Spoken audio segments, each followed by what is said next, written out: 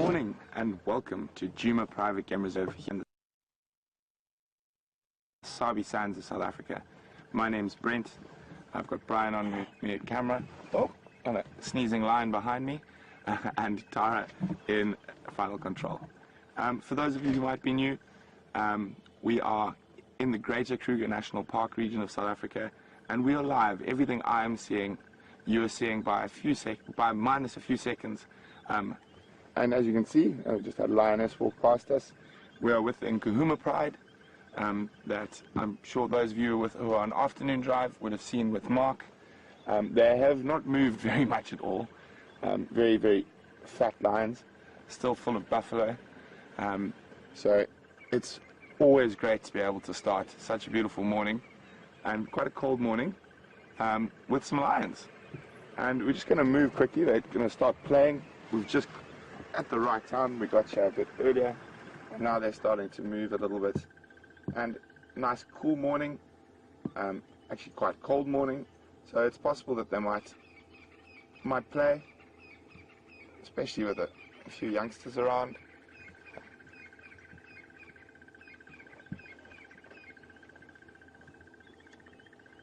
There's a bit of a fake stalk going on. There's a stalk of a stalk. There's a saddleboard stalk in the water there, and that lioness is stalking the stalk. It'd be quite unlikely if she actually got it, but you never know. Stranger things have happened. And for those of you who are new, we are interactive. You can contact us via email. The email is questions@wildearth.tv, or you can use the hashtag Safari Live on Twitter. And this enables you to ask us questions on Game Drive. We will try to get through as many of the questions as possible. If we don't get to yours, we do apologize, but we do get a lot of questions throughout the drive, and we do try to get as many of them as possible. Don't want to get cold, wet feet in this cold morning, but a little bit of slip in the mud there.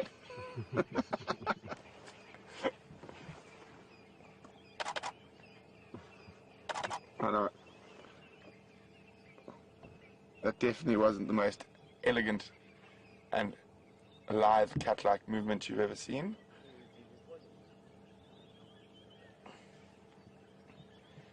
No, it's still stalking the saddleboard stalk.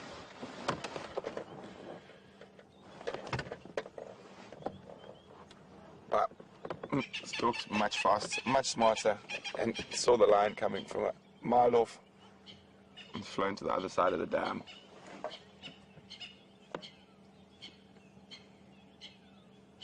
So I know just the stork and the heron, I think they landed while you were here last night, Brian. Mm. So what they'll do sometimes, not always, is that they will spend the night sleeping, or not sleeping, but resting in the water, where quite sort of standing in the middle where it's a bit shallow, where it's quite safe. Just going to go have a look at that lioness while she's having a drink. Morning, F. How are you? Very good, thanks, and full. Morning, everyone. Oh, looks like she's playing with something there.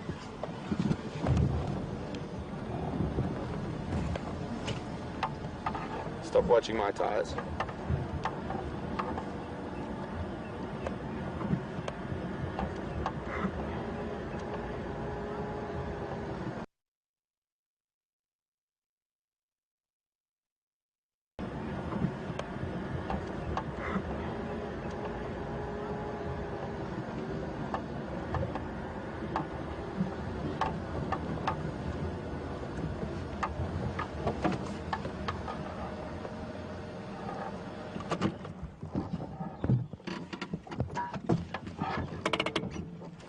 Oh dear.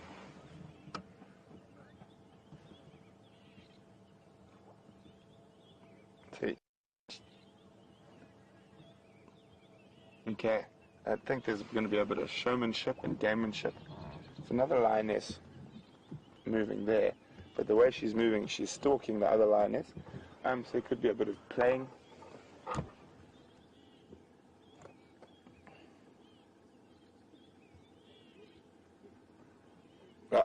spotted.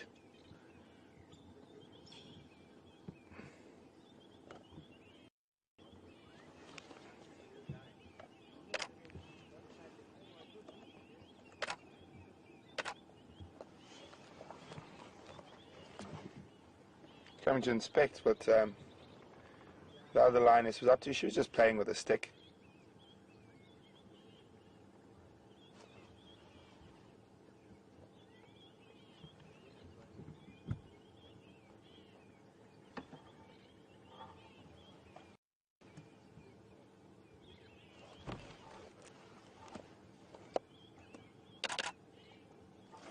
There we go. The stalk is on. So the lioness we're looking at right now on the edge of the water is being stalked by another lioness from behind. You can see their bellies are still quite full.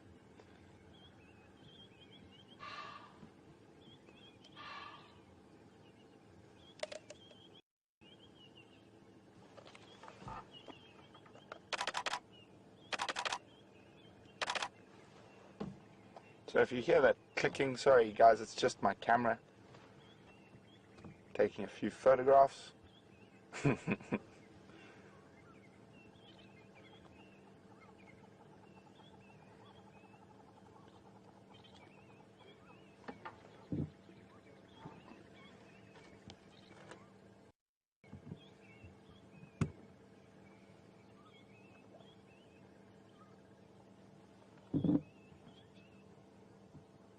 What an amazing way to start my day in the office. So we came out a bit early this morning, hoping that they would still be here, and went out a bit early. But I just stay on the lioness walking. There's another one lying in the grass. It might jump out at her. You can't see her. She's just behind that bush. I saw her go in there. Oh no, been spotted. There she comes.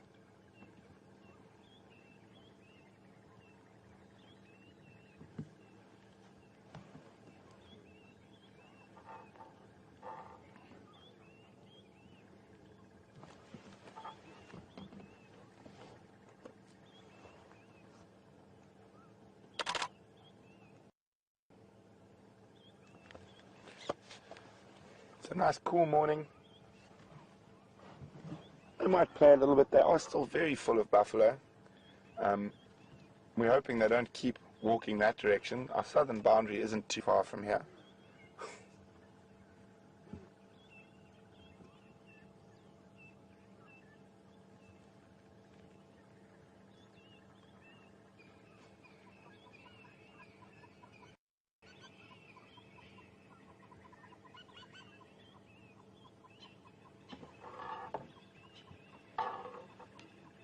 There's just 3 of the younger lionesses down here at the moment.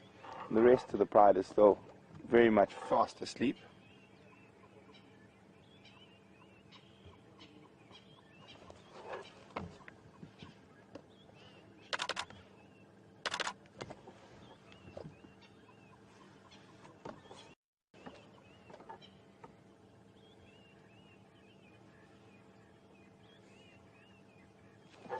She now looks like, oh no, looked like decided to lie down. Don't think it'll be for too long.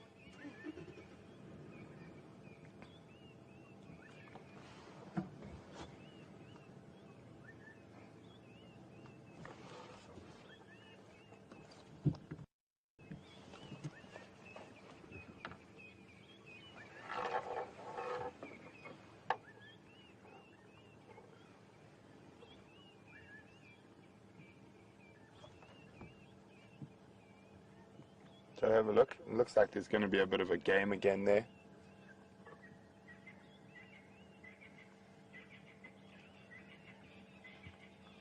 Oh no. There we go.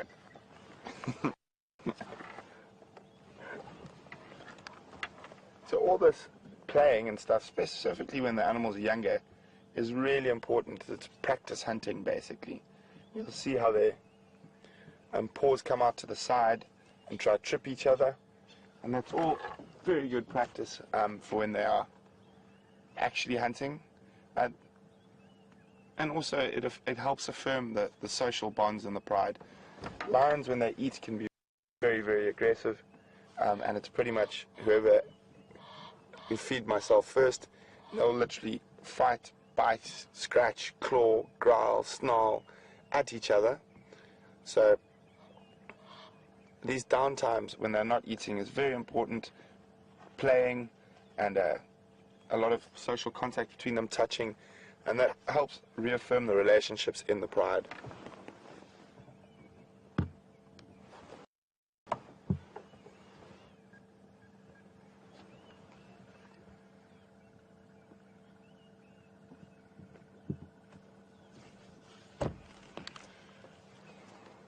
Ooh.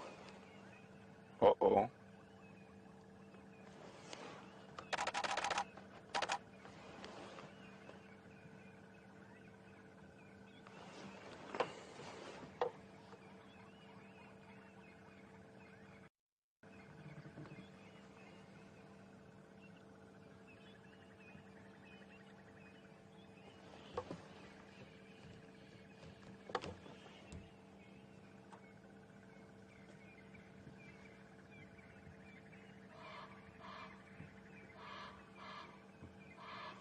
So as you can see, the bellies are still quite full, so I'll be quite content.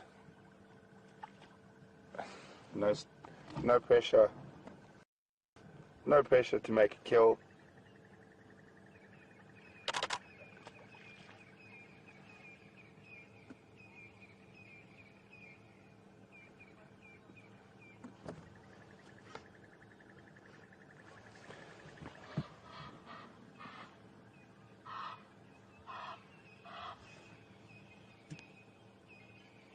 All the birds have decided there's too many cats around here. So there was a heron, an Egyptian goose, and a saddle-billed stork, who have all decided that there are too many lions around here, and they've moved off.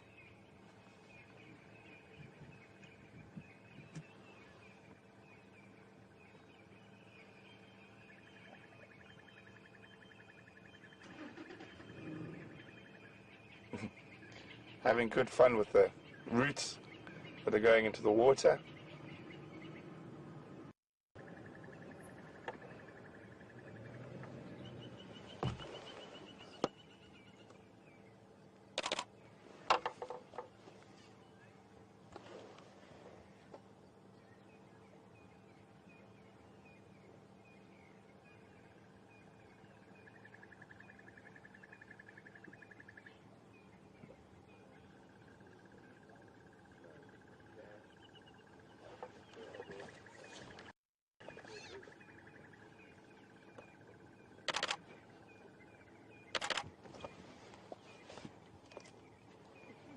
Definitely couldn't think of too many better ways to start the morning.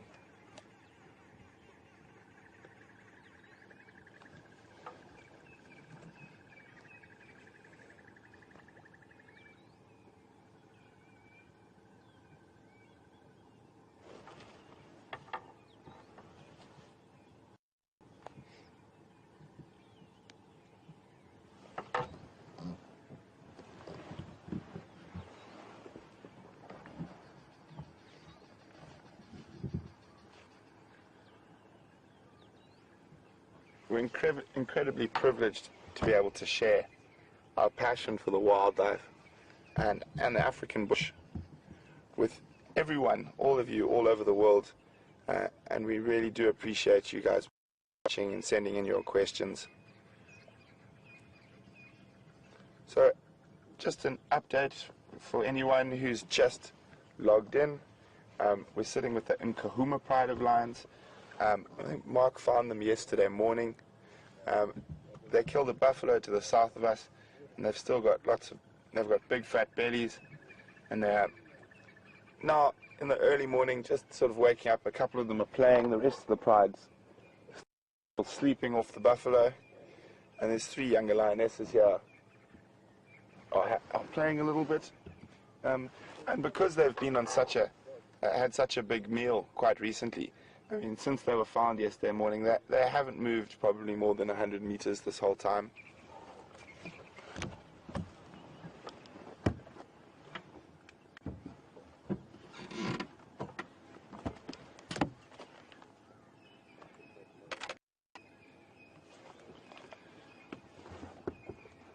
Good morning, Thelma in Michigan. Thelma, I haven't spent that much time with the Nkuhuma Pride, so they were adults when I started here. But let's say they were we've got the last litter. So maybe someone out there can help me and have a look and find out. So how old the second last litter of Nkuhuma are? Oh, isn't that wonderful? And you can send those answers to questions at WildEarth.tv, or if you're on Twitter, just use the hashtag SafariLive.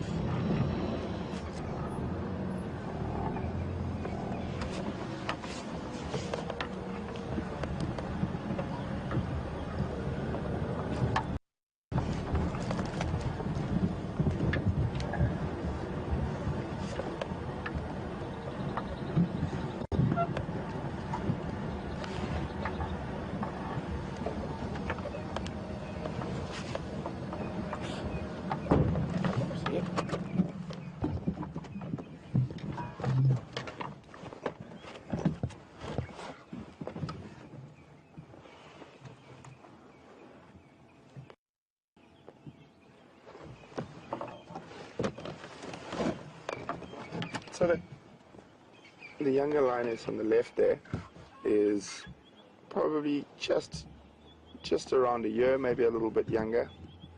And the adult females, I'm not sure how old the oldest female in this pride is, but I'm guessing, just looking at them, probably between 6 and 8 years old. So if I had to wager Thelma on those lionesses we're looking at, I would say they're probably around difficult, between 3 and 5, but I'm not 100% sure.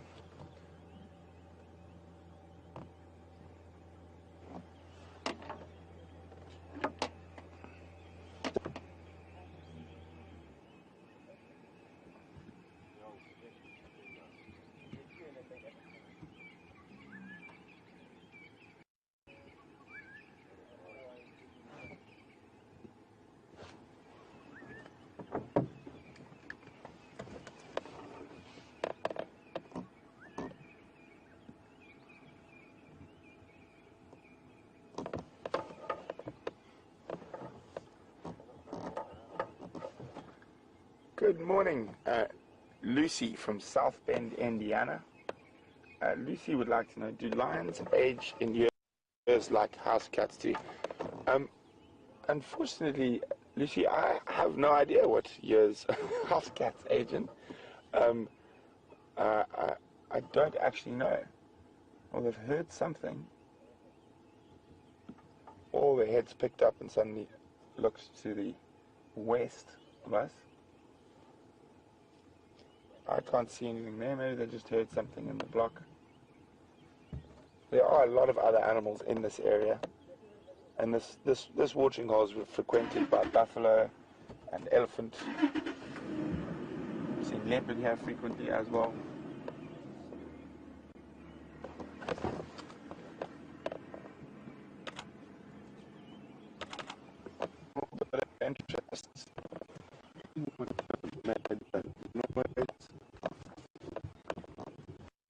Bit of interest. What have made that noise?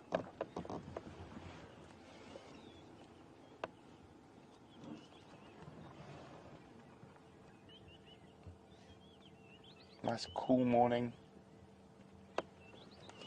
The male's walking down.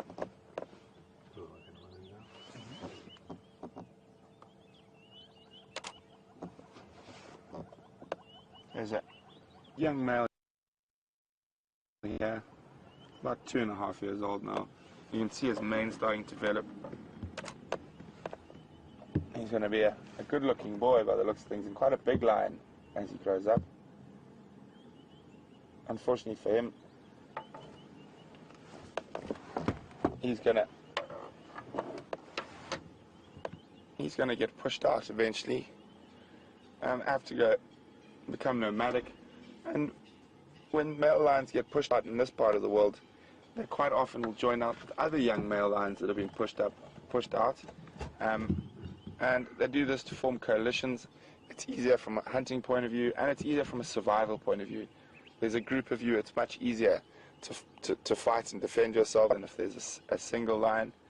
And also, when they get to the edge to take over territories, it's much easier for a group of them to fight the dominant males than it would be for, say, a single lion.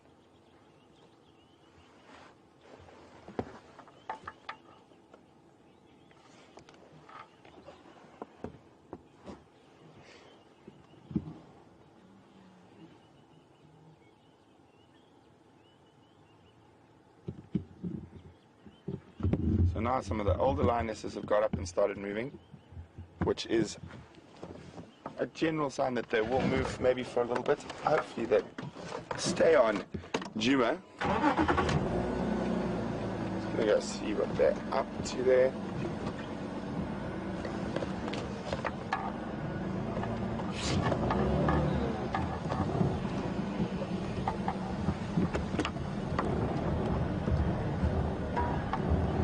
Oh, it looks like they might go down into the Molwati drainage line.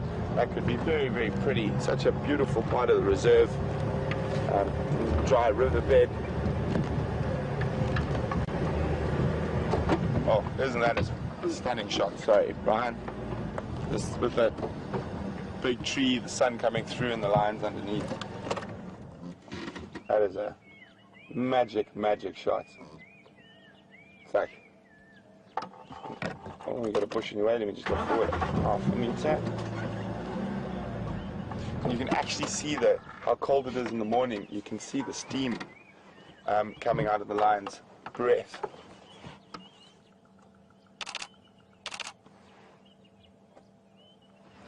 Lions with silver linings.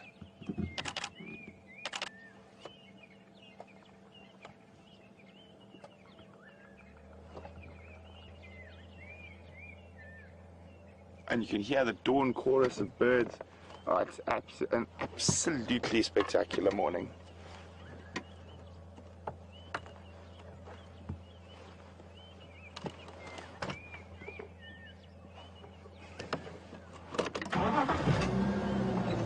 Let's go a bit closer and see what they're up to. I just couldn't resist. It's sort of with the big tree and the light and the backlighting. You can see the lion's breath.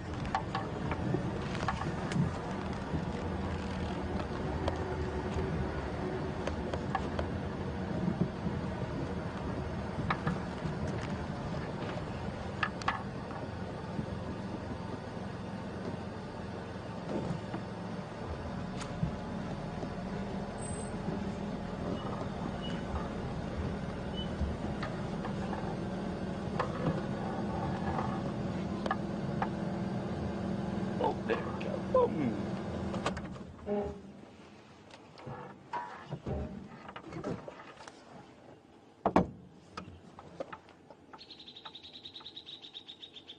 Oh, what a morning.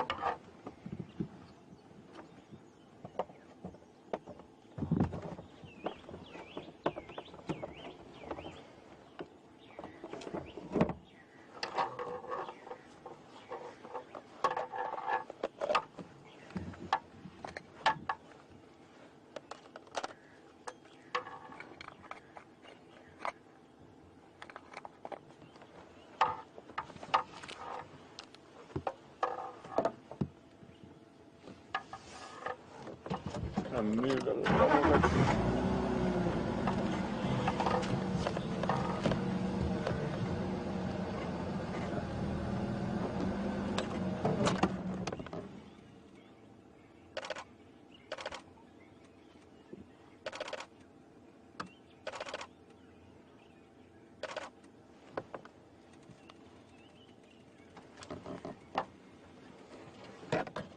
So the majority of the pride have moved down to the riverbed. The young male, who you often find is always sort of just lagging behind a little bit.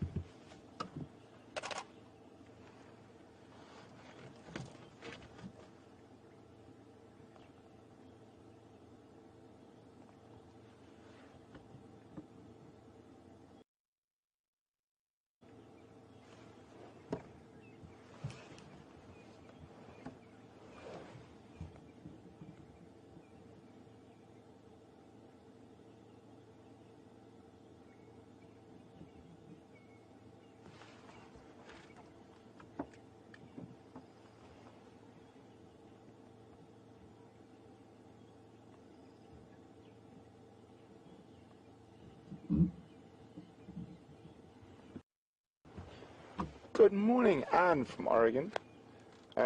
Anne would like to know what would happen if this pride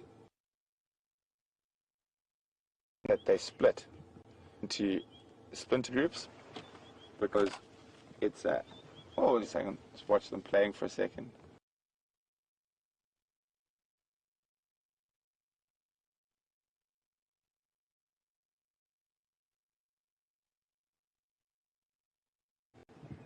And here comes the boy as well. So what they do is they'll split if they get very big. They'll split, so feeding 25 lions takes a lot more than just a buffalo every now and then, so they have to hunt constantly. So quite often when the prides get very big, depending on the area, they'll split into smaller prides. So if they come across one of those splinter groups, they're generally quite amicable, and this pride and the Torchwood pride were actually seen feeding a giraffe carcass on a giraffe carcass together to the north of us. We thought they were completely separate prides, but the fact that they did share the carcass and didn't really kill each other, 100% happy about seeing each other, but that means that they were probably, or the original members of the pride originally come from the same pride. But say, for example, if they came across a pride that they're not related to and was not a splinter group, gang up on the only boy in the group at the moment, they would very much fight if they thought they could win. If they were a smaller pride, quite often they would try avoid and run. So it all just depends on the circumstances that happen at that very time. So they're heading due east, which is much better than them heading due south, because they are staying within our grasp and staying on Nkuhuma at the moment. And we're definitely going to keep following them while they're moving.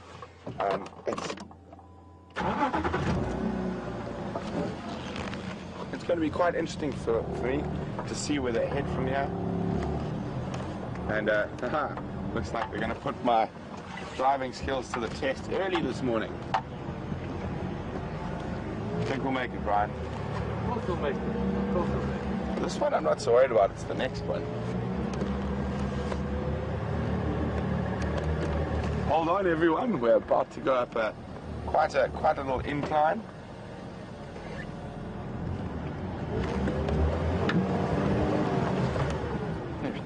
Easy peasy.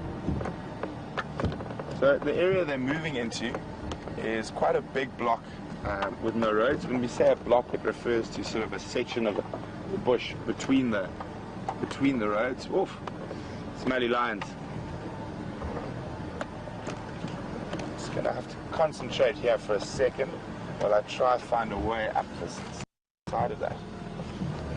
Looks pretty okay. Okay, cool. We're not going to follow up the same spot the lions did. Yeah, we'll have to go around. Their 4x4 is a bit better than ours.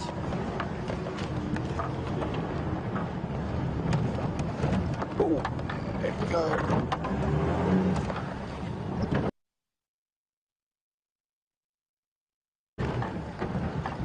Does it look like they've flopped down, or they're still on the move? Bear with us for a moment or two while we try maneuver our way into the best spot for a view. Oh, that's quite thick up here. This area where the lions are actually moving into is my favorite area to walk on this reserve. It's really stunning. There's a lot of little drainage lines and some beautiful trees, but unfortunately it does make it quite a difficult area to drive. But I'm sure we'll manage. Oh, there they are. Oh, now they're heading north, which is even better. They're heading deeper into Nkuhuma.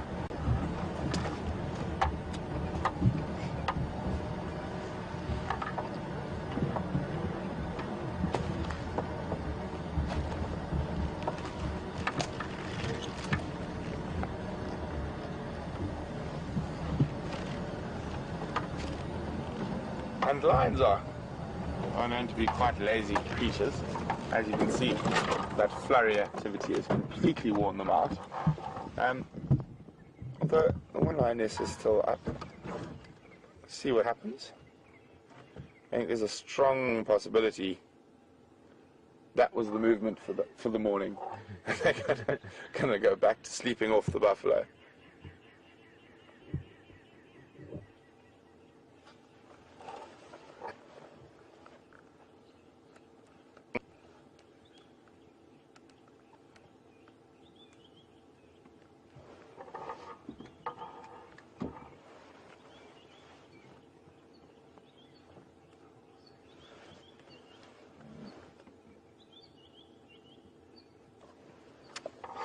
Good morning, Catherine from Dallas. Catherine would like to know how long it would be before they kill again after eating a big meal like a buffalo. Catherine, all predators are opportunists. So if they were lying here now and an inyala or something happened to walk into them and not see them, they would kill it and eat it. But normally I would probably say they would probably think about, maybe I saw some of them weren't as full as others. They might hunt again tonight, but not too seriously. But I think from tomorrow evening through to the next morning would be when they haven't spent much time in Nkuhuma in the last while. So it's about time they came and visited us for an extended period. So we'll be hoping that they spend more time around here, especially as they digest the buffalo and start thinking about catching another one.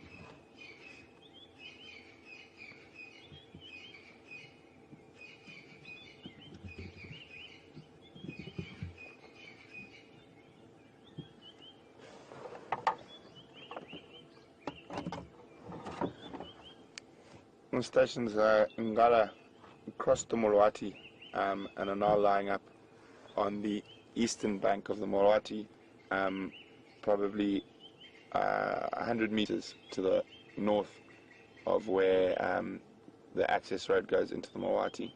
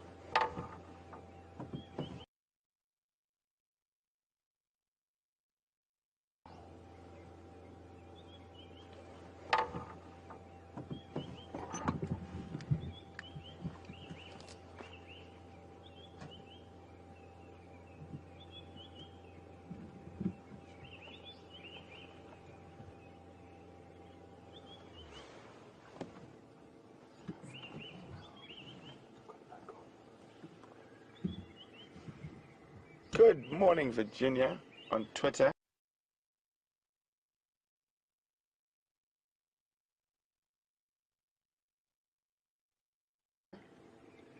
Virginia would like to know, we see that the lions play often with their sort of attack and grabbing the hind legs.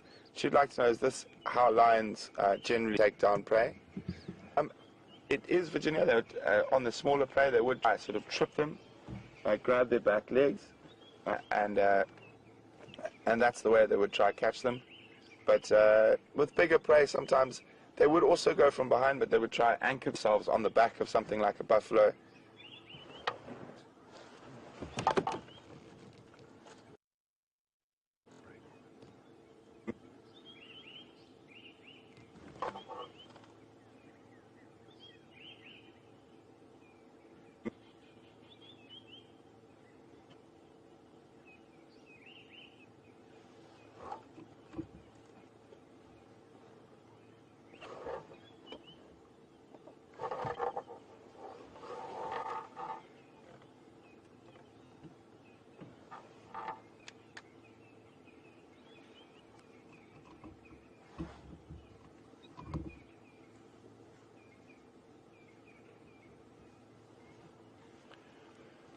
Good morning, Lewis from Buffalo, New York. Lewis would like to know whether males would have to fight to join a distance, try to suss their out.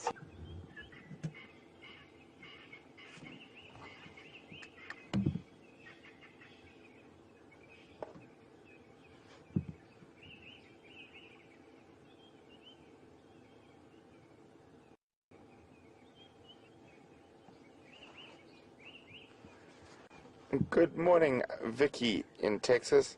Vicky would like to know what happens to a lion when it's either injured, ill, or in more particular, if it doesn't have claws, would the other lions share the kills with them? I'm afraid not, Vicky. They wouldn't treat it any differently. They would still behave the same. They would eat as much as they could, and that lion would probably have to live off scraps. And as they get older, when they just can't keep up with the pride, they just get left behind, and eventually they are killed by hyenas or other lions. Good morning. Just in Nkuhuma's on the eastern bank of the Moriwati, 100 meters north of Twin Dams, and then I think Mlisikaya was active.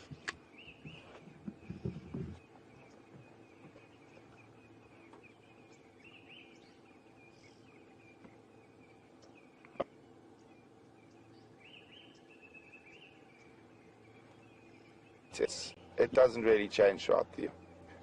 Their prey selection might, like at this time of the year, we've got some of those big herds of buffalo in from Kruger and from other areas, and then they would sort of choose to eat buffalo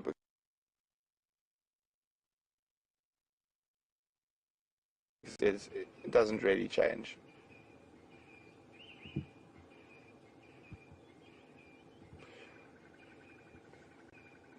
So everyone, these lions are about to become flat cats. So we can stay here for a bit longer, or we can move on and see what else we can find. Why don't you guys let me know via Twitter or email if you want to email. The email is questions@wildearth.tv. On Twitter, just use the hashtag #SafariLive. To quote The Clash, should we stay or should we go?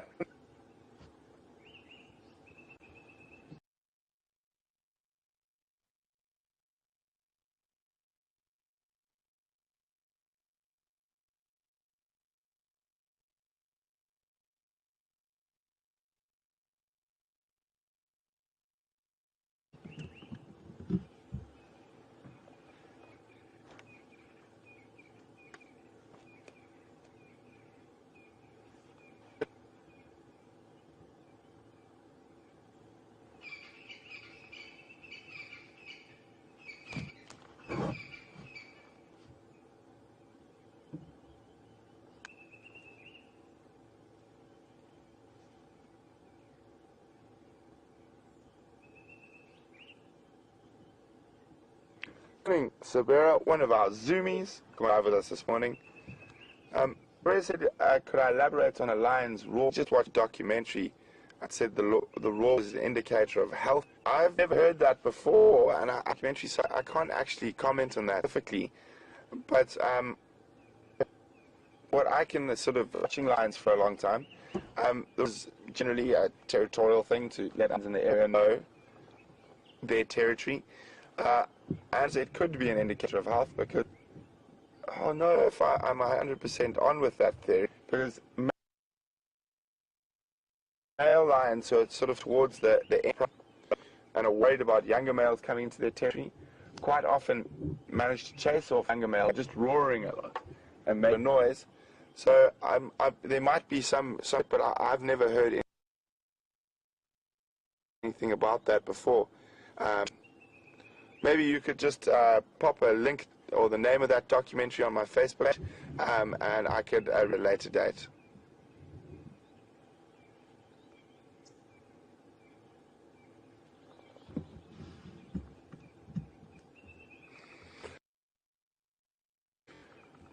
So also, when a lion roars, it can be heard from quite an incredible distance. With our very bad ears, I know I've heard in the Kalahari, you can probably hear them 10 to 15 kilometers away on a very still night, and that's with our terrible ears. The lion it must, with their wonderful hearing, they must be able to hear it much further than that, maybe 20 kilometers plus from and probably further, much further than 20 kilometers a lion can hear. I'm not exactly sure what exact distance another lion can hear another lion, but I'm guessing it's quite far. Obviously, it also depends on the topography, how many hills and stuff like that for this to get stuck against. That's why in Kalahari,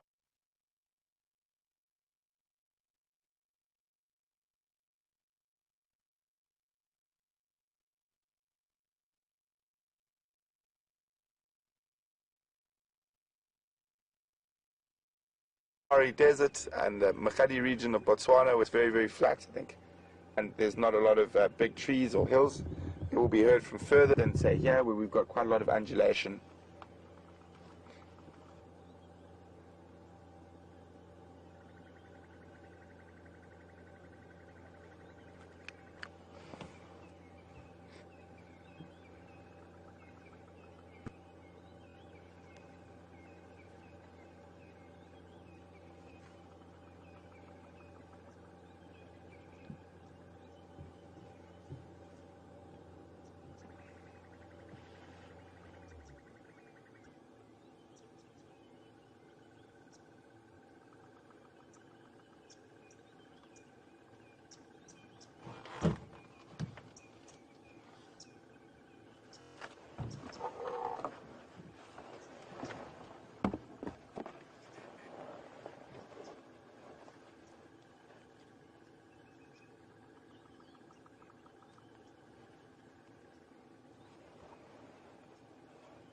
So these lines look like they're gonna look for the morning.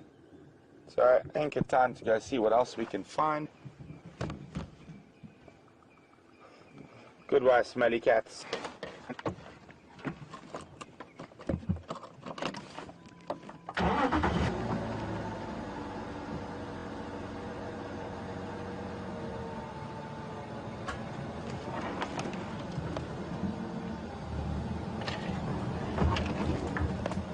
I don't think they're going to move too far from where they are now.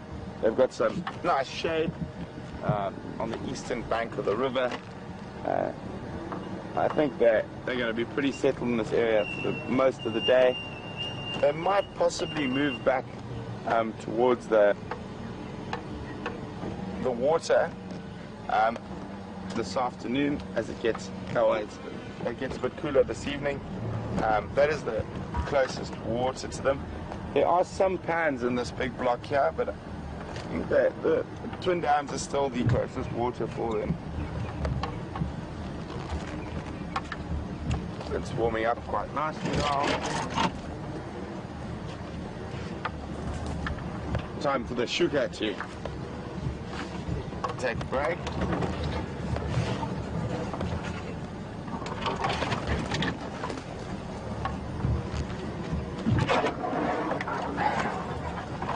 Also time to use the mitts.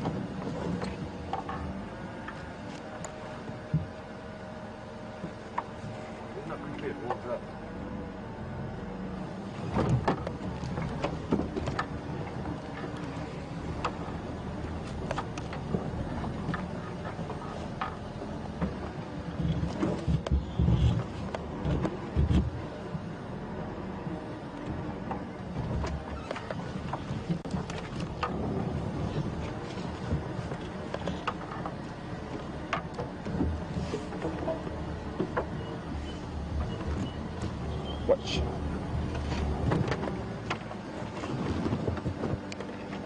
Airframe coming.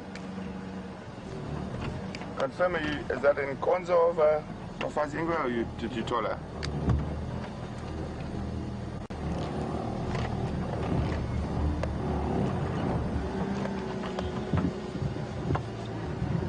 Ngomo.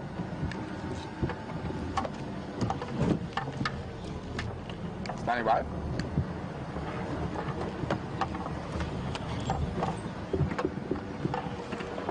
Copy, thanks. Yeah, I might be. I'm still quite far. I'm down at Twin Dams. I'm just leaving the Zingala now. But I'll make my way down towards that area. confirm, is he on a bumper or is it just chilling?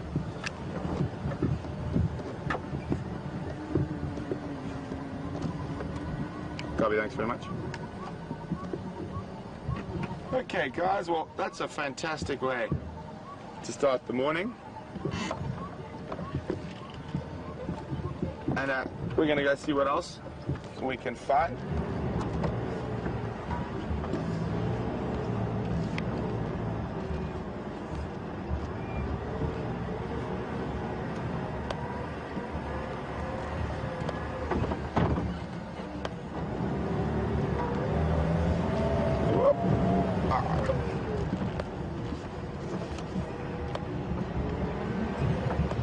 So, just a quick recap for those who might have come in a bit late this morning. So there's something, that's why I couldn't understand why my earpiece kept trying to run away from me. And got caught up on something at the back there. So just a quick recap. So we were very lucky. We went out a bit early this morning, and we happened to have a feline sunrise with the Nkuhuma Pride, which was always a wonderful way to start the morning. We had some nice interaction between some of the younger lionesses playing, and they moved down through the Moati drainage, and now having gone back to sleep, being lazy lions on the eastern bank of the Moati. And now we're going to continue on to see what else we can find. I heard now on the radio there's tracks of a herd of elephants heading north from our southern boundary, so I'm going to loop ahead, see if we can find them, and then just see what else, if we find any tracks.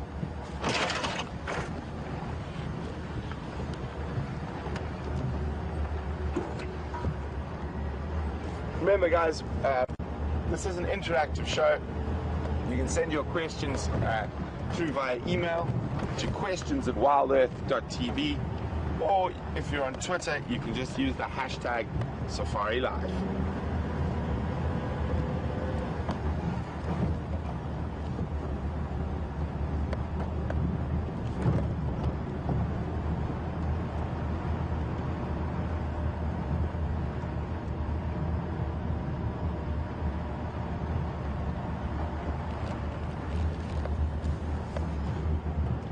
The last report of those elephants was coming from the south there, heading towards the Treehouse Dam. So we're going to slowly check up here towards Treehouse Dam, see if we can find any tracks of them crossing. Oh! Good morning, Nyalas. Nice big group of female Nyala.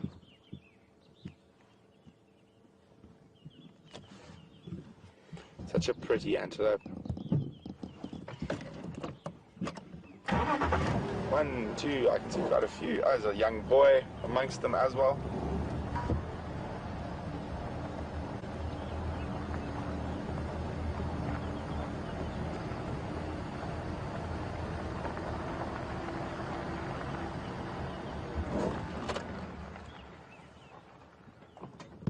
You can see the young boy at the back there. He's starting to get that sort of darker coat of a male Nyala. His neck's starting to get slightly darker, and in about a year or so he'll completely chocolate brown.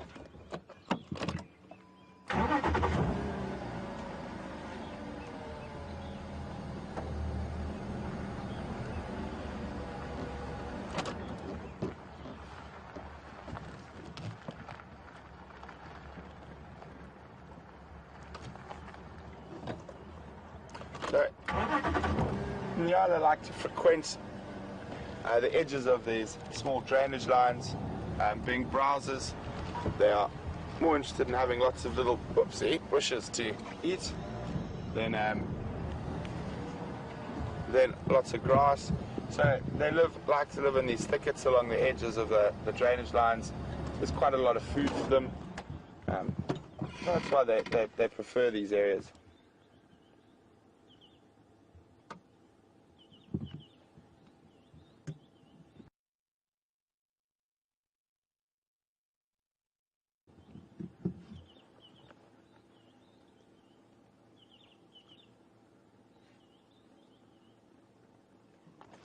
And you can see how, even though that you would think a sort of orange doesn't really camouflage well, you can see with the stripes and that how the outlines broke up, and if they are standing still, they can become very difficult to see. Especially because they do live in thicker areas with that bit of cover, it actually is effective camouflage. There you can see one standing still, and sort of just melts into the background.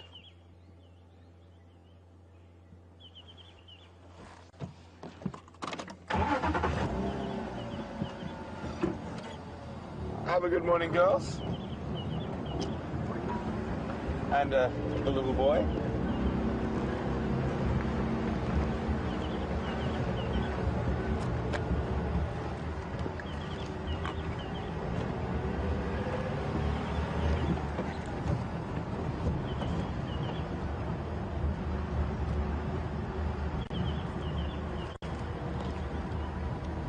Good morning, George from California. George would like to know, do Inyala do any form of scent marking? Not really, George. So they're non-territorial species. They have home ranges that males share, and they generally only fight during the time when a female is in estrus, and that's the only time they will actually fight. But Inyala, quite interestingly, will often choose not to fight. They do the sort of who's the prettiest competition, and they stand opposite each other, erect their manes, and try to look as pretty as possible, and the prettiest Inyala wins. They do sometimes lock horns, but they've actually developed that to avoid physical confrontation, but they will lock horns. They don't need to scent mark and mark a territory like territorial animals, say, for example, like wildebeest. So I've never seen Inyala scent marking. I have seen them rubbing their preorbital glands on trees and that could be scent marking, but I don't think it's for a territorial purpose.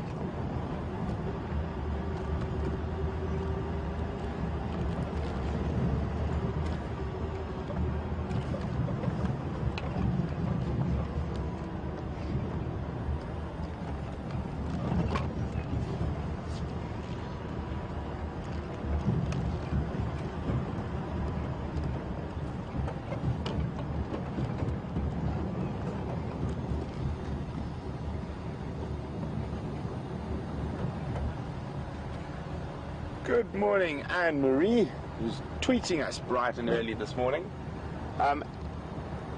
Anne-Marie would like to know whether we call female Inyalas does, and what are the other physical differences between a male and a female Inyala. Well, Anne-Marie, we don't call them does. As far as I know, I think doe has to be a deer. We do not have any deer naturally occurring in this part of Africa. So we call them, a female Inyala would be a ewe, and a male Inyala would be a bull. No, sorry, yeah, Inyala bull, yes, that's correct. And Inyala are strange enough, the cut-off species. So all antelopes smaller than an Inyala are referred to as a ram and a ewe, an impala ram, a bushbuck ram, an impala ewe, a duiker ram. But from Inyala up, so the female's a ewe, the male's a ram. But from an Inyala up, it's bull and cow, a kudu bull and cow, an eland bull and cow. So it's quite interesting. They're the sort of crossover for the antelope species. I'm just checking for these elephant tracks. They were supposed to be coming in this direction.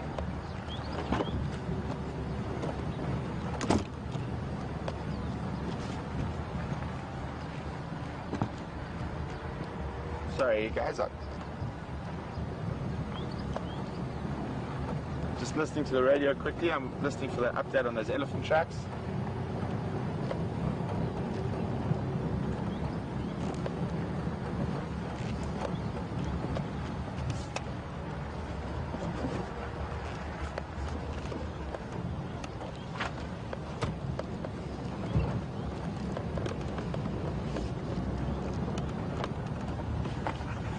Okay, just a quick to show you the main differences between a Inyala male and female.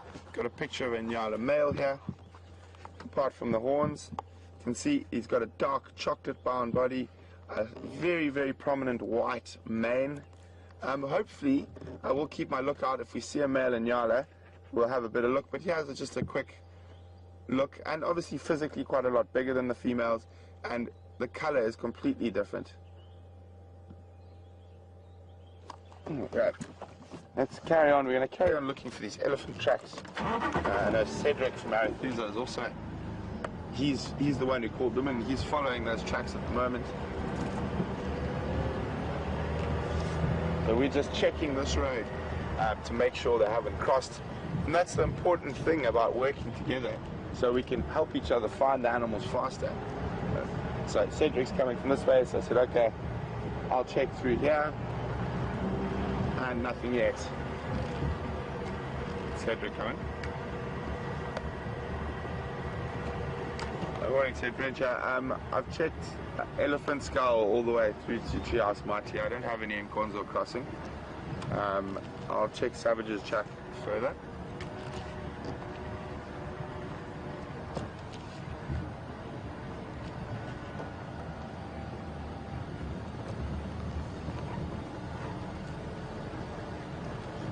Copy, thanks. I'd like to be kept updated.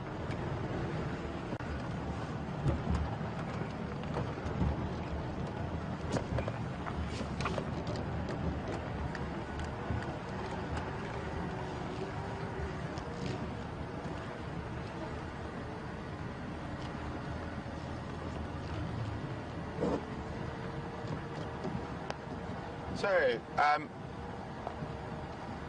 just the viewers would like to. Oh, sorry. Just 1 second. I thought I heard something.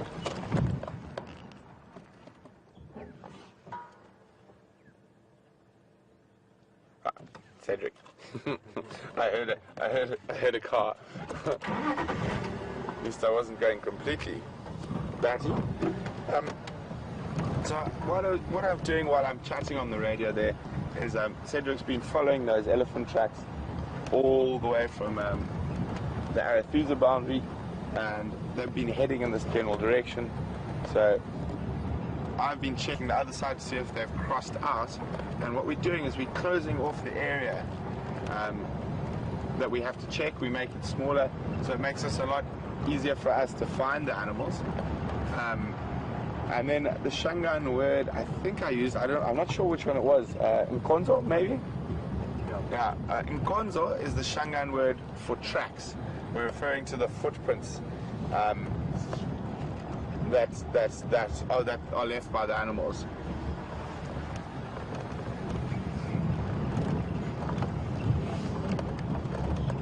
Sorry, I missed that last update.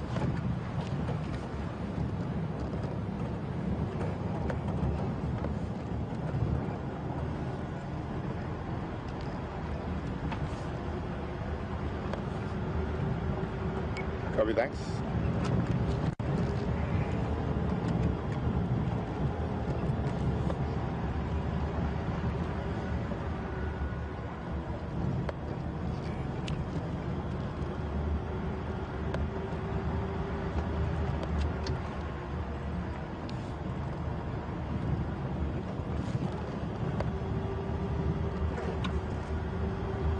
Sorry guys, I'm just going a bit quiet. There's a lot of radio chatter. I'll be back with you in 2 texts.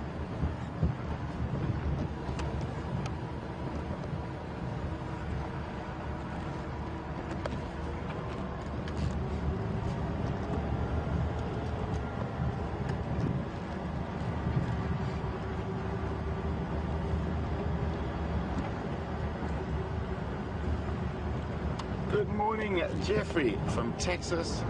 Jeffrey would like to know, are there any toxic plants that antelope eat that would be very harmful to us? Well, Jeffrey, yes.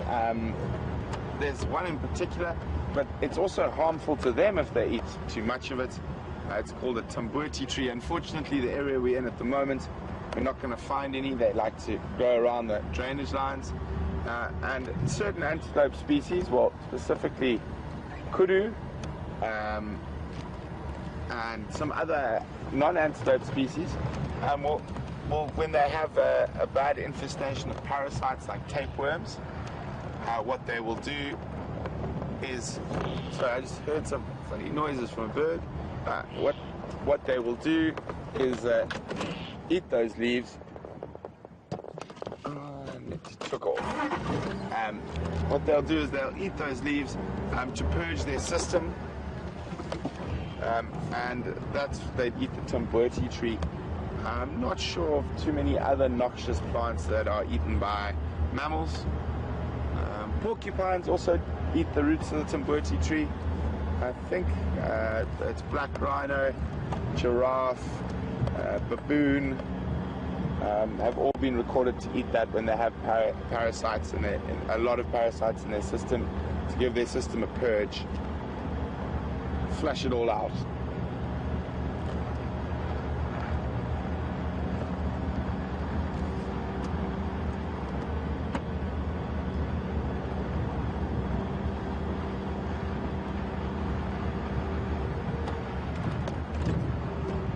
So we're still checking for these elephant tracks.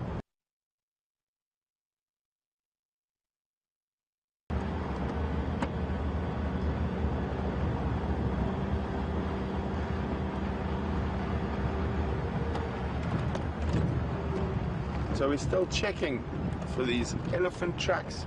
Make sure they haven't crossed out of this block. And then we're going to head back down around. See if they might have changed direction while they were in between the roads.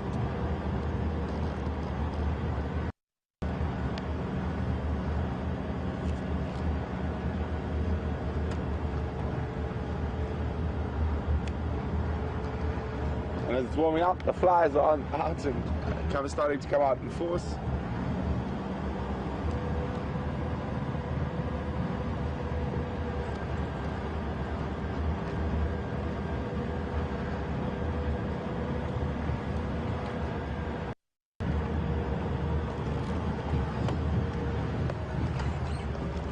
It is a wonderful, cool autumn morning.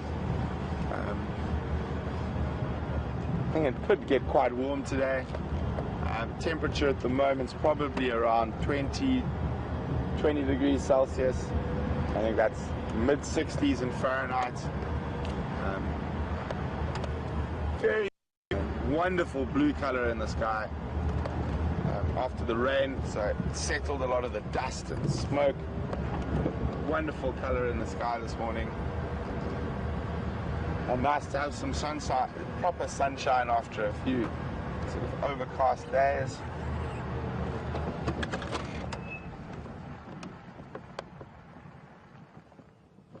On the branch that's jumping up and down, an African grey hornbill.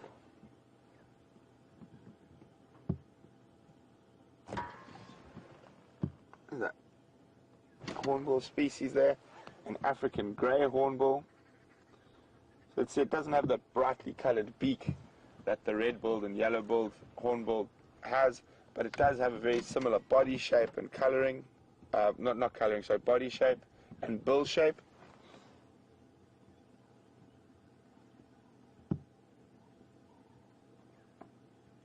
Great call. I can't really do it very well, unfortunately, but it is a really nice call.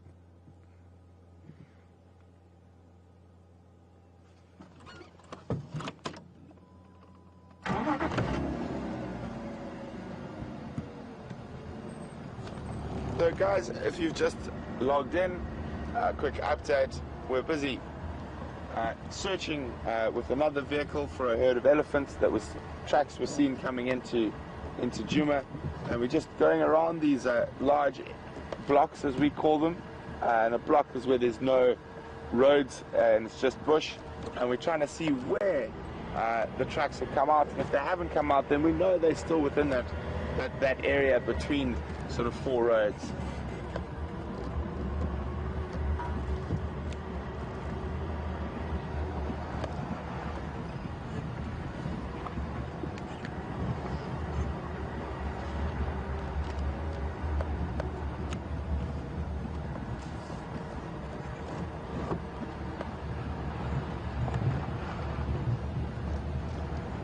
Good morning, Nadia in Washington.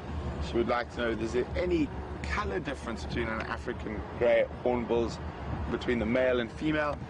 No, not that I'm aware of, Nadia. There isn't any, and she asked me to imitate them. I did try just now. It was a horrific attempt, and probably the second one's going to be even worse. Even better, you mean? Warmed up now. No, I can't now. Now you're making me laugh. I can't get the pitch right, but I have an idea. Let's see. I think I might be able to imitate it perfectly. Just give me a second to draw myself towards myself. And I'm just warming up my vocal columns. Vocal cords, sorry. Try to get other side of the light.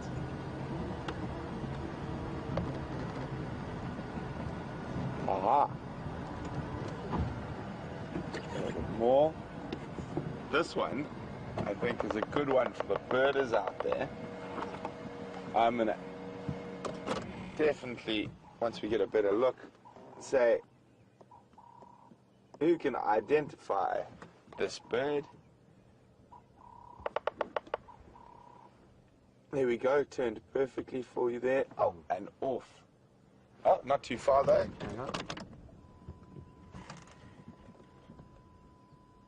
Who can identify that bird? You can send your answers to questions@wildearth.tv, or if you're on Twitter, just use the hashtag Safari Live.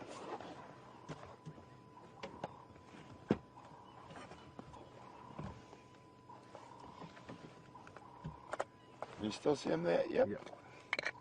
I've got a log in my way. Oh, there he goes. So who can identify that bird? Send your answers to questions@wildearth.tv, or if you're on Twitter, use the hashtag Safari Live. So as I was saying, I think my vocal cords are warmed up enough now that I can do a pretty much perfect impersonation of an African grey hornbill.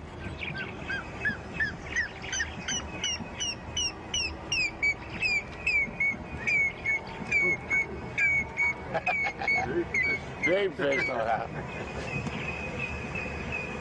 So there we go, that's the African grey hornbill. That high-pitched piping sound. It is a really nice call that we do hear quite often here.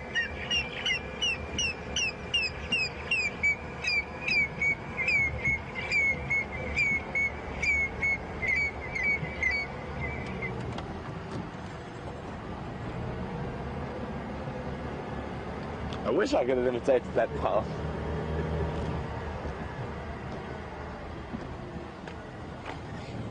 Negative. I left them lying up on the eastern bank of the Mulwati.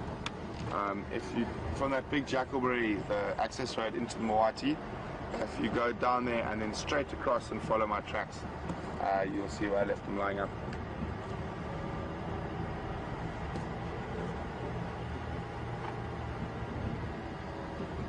Yeah, it's no problem. It's not a difficult place to get.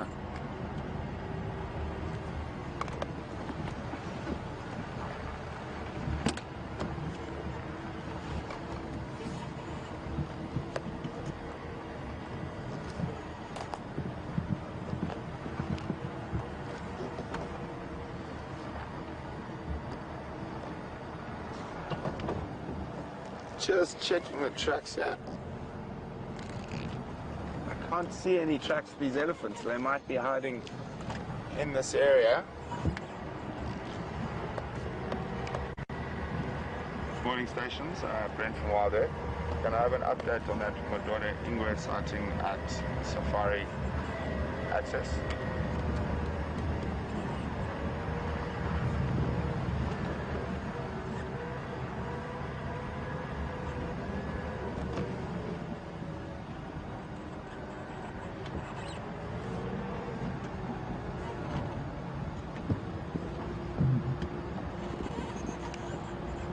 Copy, thanks very much.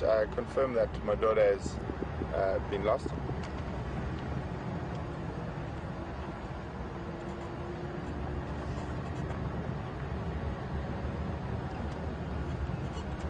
Copy, thanks. Yeah, I'd like to be kept informed on that position.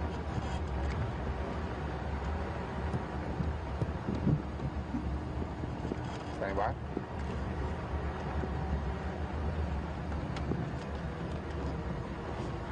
Sorry, confirm first standby. Copy, thanks very much. Just go again with the exact location. It was south of Safari driveway.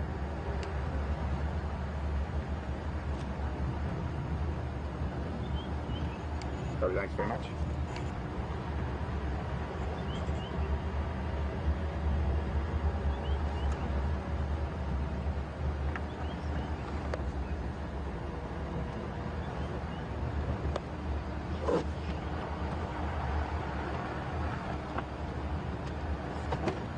There's a really nice, clear view of that African grey hornbill this time. Sorry guys, I've been listening to the Game Drive channel on Arethusa, so I'm very close to the border of Arethusa. I was just finding out what sightings were happening there.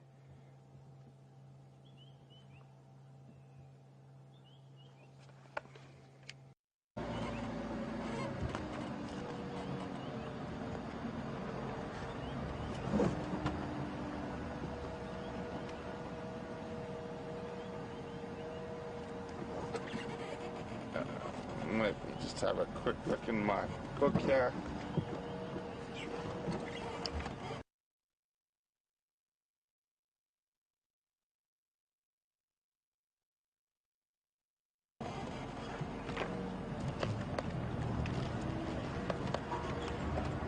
Sorry guys, there's a lot of radio chat, so just give me a minute or two and I'll be back with you.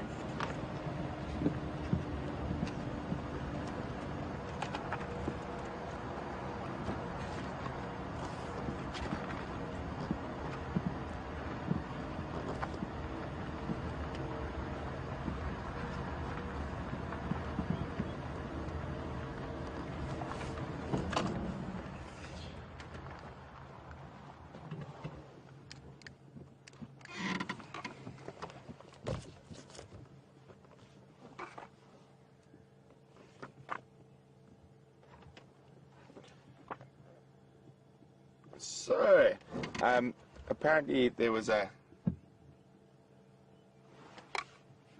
couple of answers. Someone said Bennett's. Unfortunately, Bennett's isn't correct. So it was number 1, the bearded woodpecker. Bennett's is a very, very small, very small woodpecker, but that one was quite large, about 25 centimeters.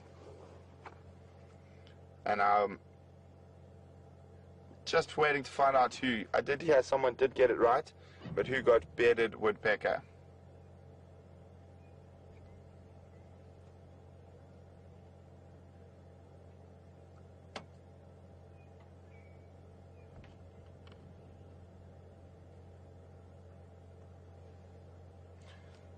There we go. The first person to answer correctly was Judy from California. Well done, Judy.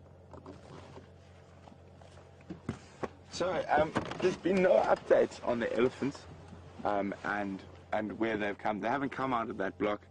I've got a sneaky suspicion that as it gets a bit warmer later on drive, we should definitely go back and have a look around the water at Twin Dams and at Treehouse. But I just heard over the radio in Arethusa that there's a leopard sighting, and it's a leopard I haven't seen before. So I'm always excited to go see leopards that I haven't seen before. So I think from now on we're on the standby for that position. We're going to make our way towards that leopard sighting slowly, and then on our way back afterwards we'll go check for those elephants again. But I'm not going to give away which leopard it is just yet, but it is a exciting as always for me to see new leopards. And well, I've seen, if I see another new leopard, it'll be 3 in the last week or so, different leopards that I haven't seen before. So I'm very excited.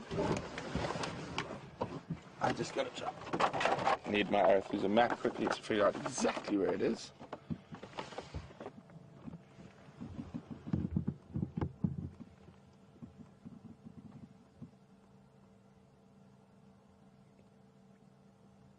Okay.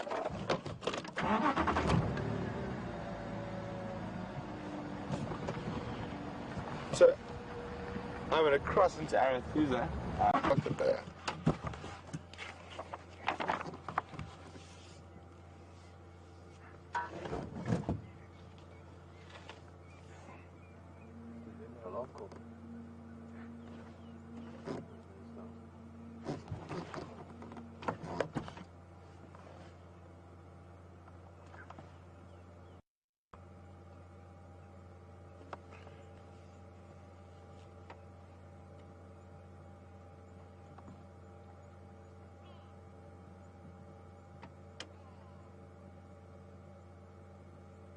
Wow, isn't that interesting? There's been no real clear indication of aardvark home ranges, but in certain areas they've been in a 10-hour foraging period, do up to 15 kilometers.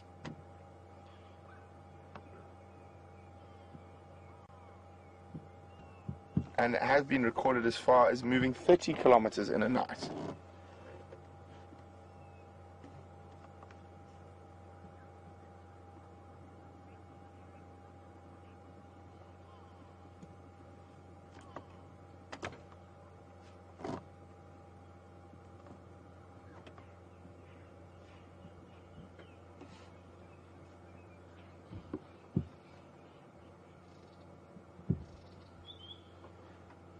Okay, I've found the right spot, just give me a second.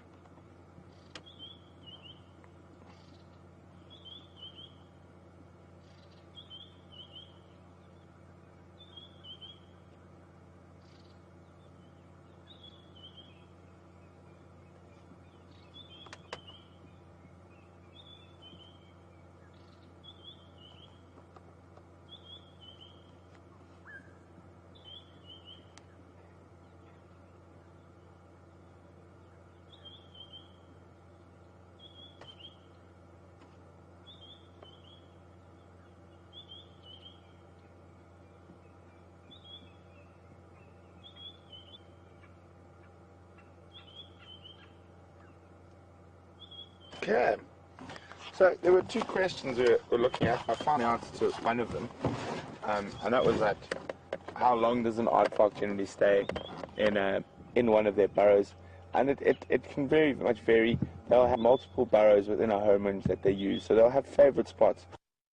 But it's probably every couple of weeks they'll move between different burrows. Then they also have bolt hole burrows that they can just run into it to escape predators. And quite an interesting old story that in 1900, a scientist by the name of Bryden, who was trying to catch one as a specimen, saw it go down the hole, and they started digging it enough sand in Botswana to try catch it. And it turns out you can't dig as fast as an aardvark, because they gave up after digging for 2.5 hours and 32 meters, and they actually dug tunnels for 32 meters, and the aardvark could dig faster than they could trying to catch it. And there was another, I think a bit more recently in Zimbabwe, where a scientist, an employee, tried to catch a live aardvark and held onto its tail and got pulled 50 meters through a potato field, of all things. And as I like the way it's put here, an employee wishing to catch a live specimen, no doubt with reward in mind, was dragged bodily through a potato field for over 50 meters before he was compelled. Tail. I like that wording. I didn't find anything about this, what noises they might make, apart from those grunts and snorts that I've heard before. Maybe you guys can find something that out there on the interweb that can tell us a bit more about what type of noises an aardvark can make. And if you do find anything, please send them through to questions@wildearth.tv or use the hashtag Safari Live on Twitter. So it might have been the car going past us, because I haven't heard another sound that sounds vaguely like an elephant. So I think we stick to our original plan and head towards the water now that it's getting warm.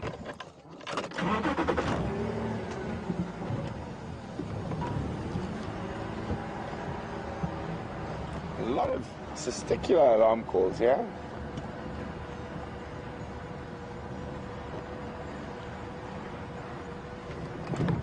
Remember, there were female leopard tracks in this area earlier.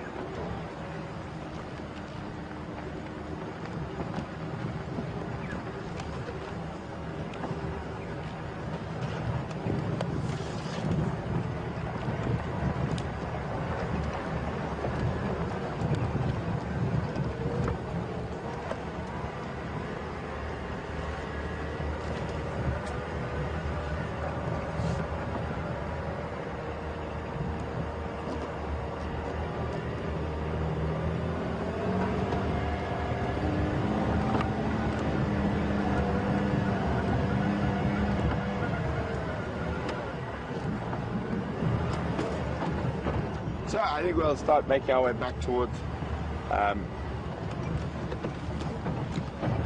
Treehouse Dam. Hopefully those elephants have moved out of that block and come down towards the water.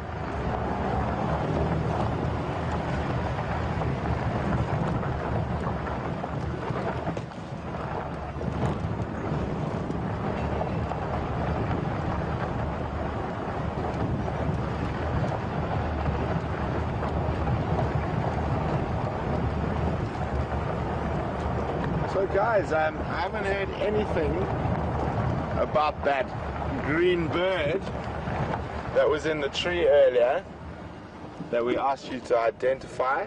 So I'm pretty sure there's a bunch of ants. Apparently, oh dear. Not to worry. The satellite was being toyed with satellite fairies up in space. So unfortunately we didn't see that, so I have to look for another one.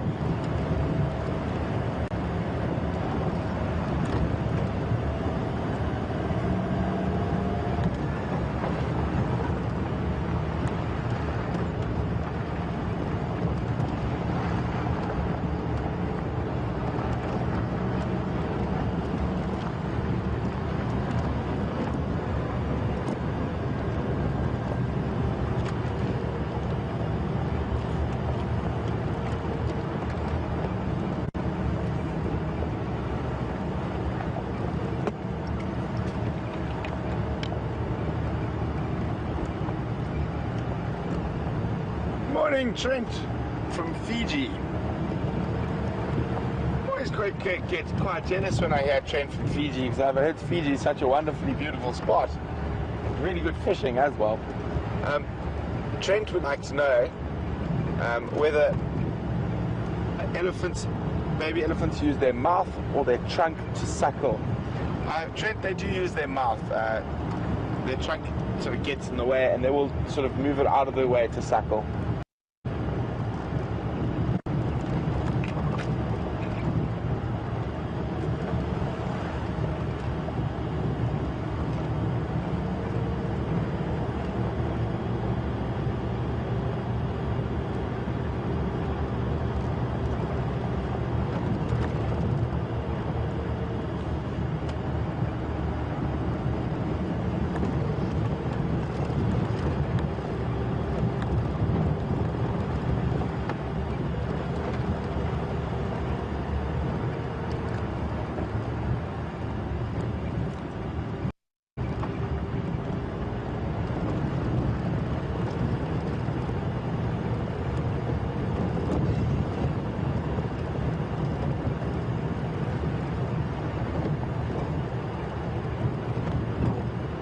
Good morning, Julia from Wisconsin.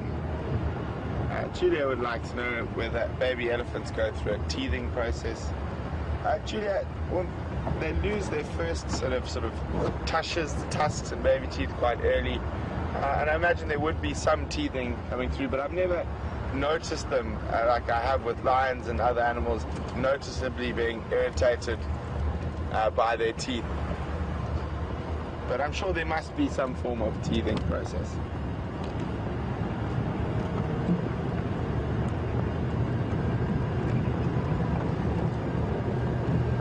I see a lonely wildebeest. Hello, Gnu.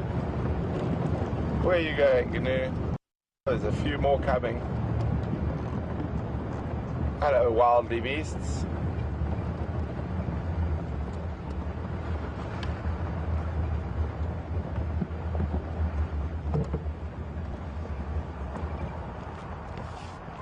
Off to go visit little girl.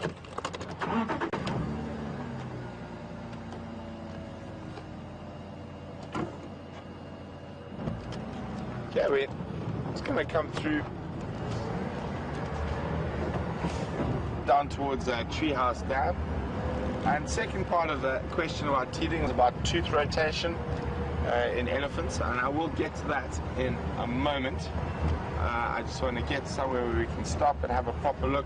There's quite a nice diagram in my big book that shows how the teeth and how many sets, etc.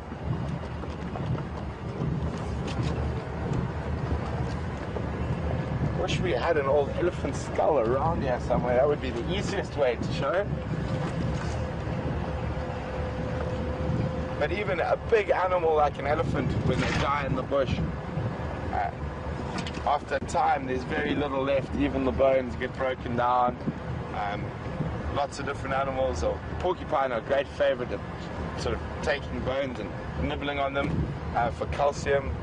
And just with the sun and the rain, and slowly all those things, even huge bones from an elephant, disappear.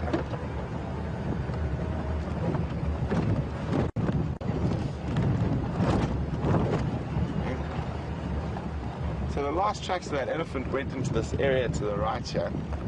So we're just coming to check now that they haven't gone through.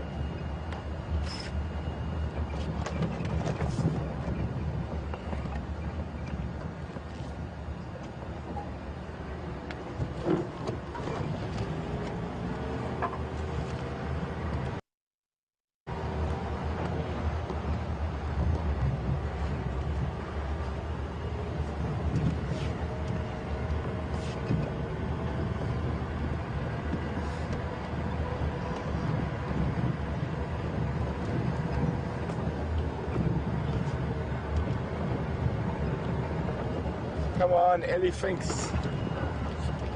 Where are the elephants?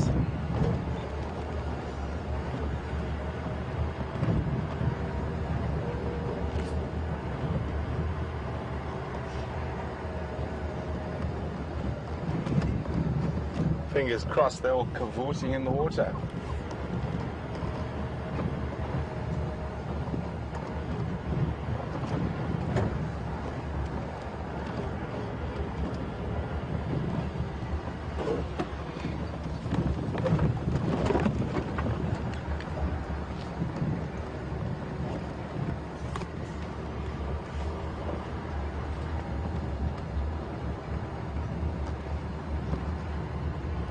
Thank you very much, Marianne from Boston.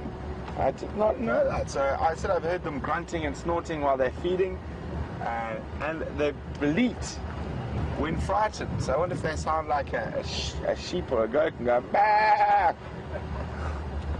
I see some hippo nostrils just popping out of the water here. But unfortunately no elephants, and I just want to have a quick look to see if they might have drunk from the tracks at the top of the dam, but I don't think so.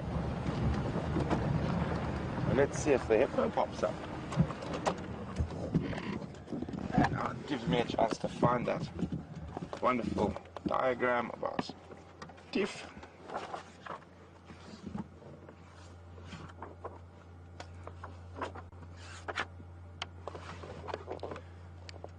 Standing by.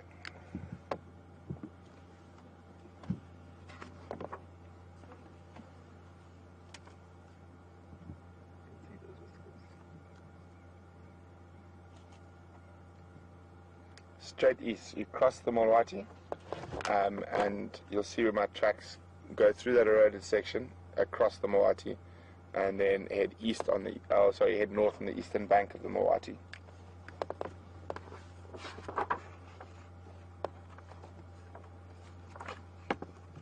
So there's a very shy hippo, keeping his just a tiny bit of his back showing there. What do you got there, Brian? Pied wagtail, looks like it. I can't see. Yep, African pied wagtail.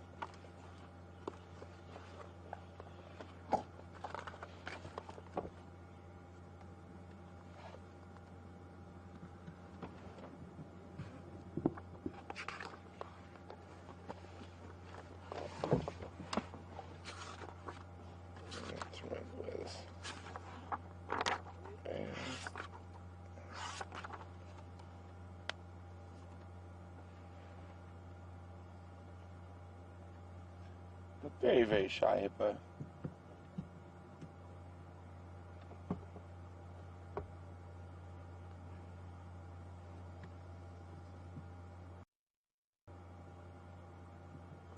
So I'm just trying to get through here. Nearly there.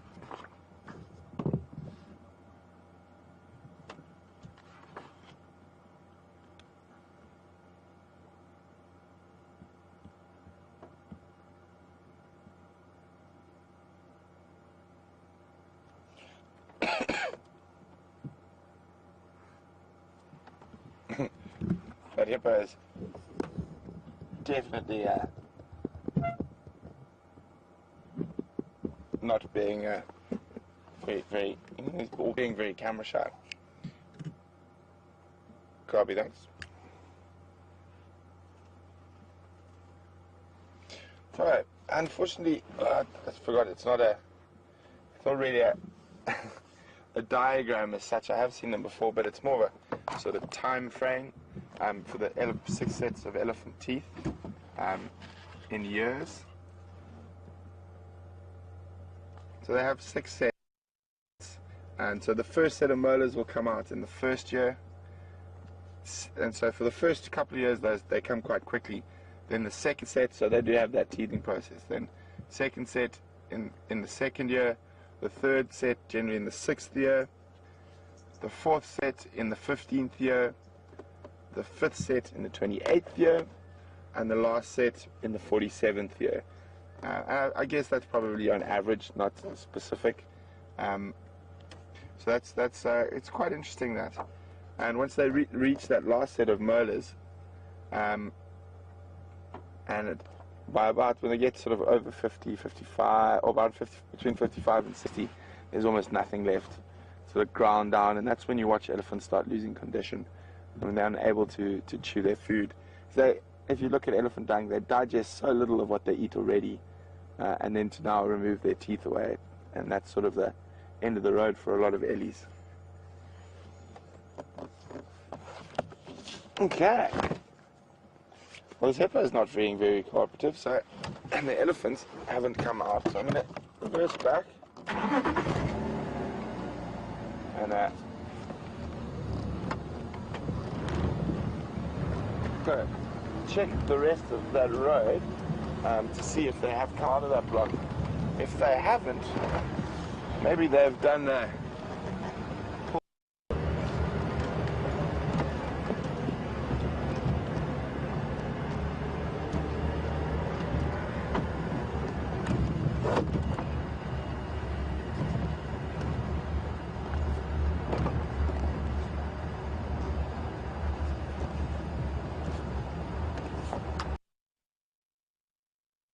Good morning, John from Arizona. John would like to know what prompts a hippo to leave a body of water and move.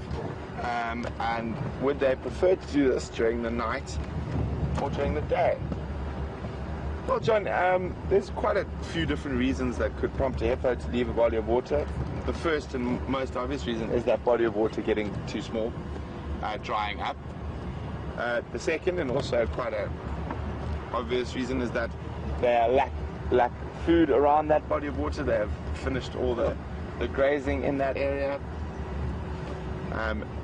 Third would be pressure from other hippos, specifically if they're a male, and that also ties in to the second one, lack of food, but because of pressure, but also there could just be pressure from another male.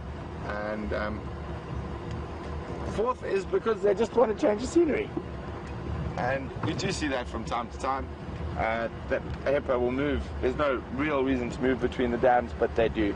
It could be maybe that they just end up feeding in that area and they're like, well, it's just easier to go into this water than it is to go all the way back to where I came from. And when they choose to do this, by choice, they will almost always do it at night. It's unusual for them to do it during the day, and there would have to be sort of very high pressure for them to cover big distance during the day. But it is unusual. But I have seen them move during the day, specifically in northern Botswana and southern Tanzania. But there's a lot more pressure and a lot more hippos because of the way the river systems are there. But yeah, normally they will move during the night.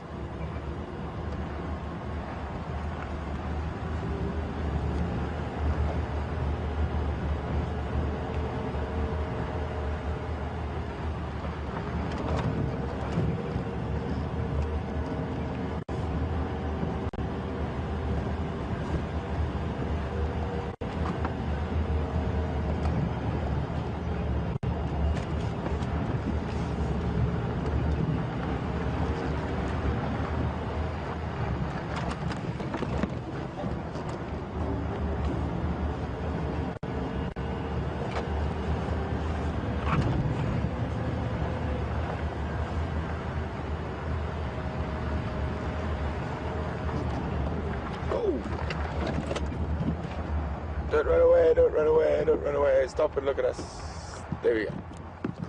And we can count to 3, and they're going to run again. 1, 2, 3. No. Hello, warthogs. I knew it. Normally, in warthogs that spend a lot of time in thick bush, like the area we're in at the moment, when they stop and look at you like this, you can almost always go 1, 2, 3, and then they run.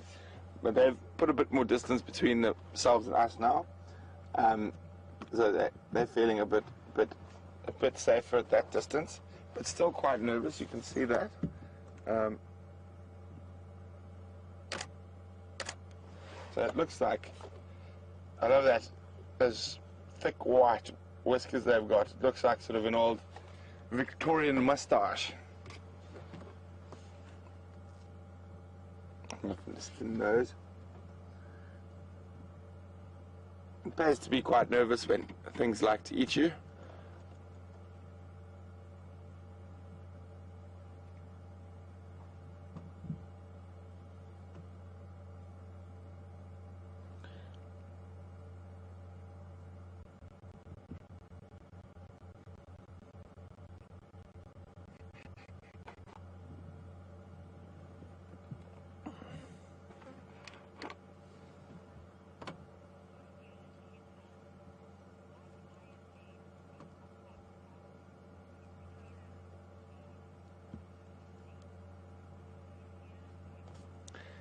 Good morning, Hestia from Cape Town.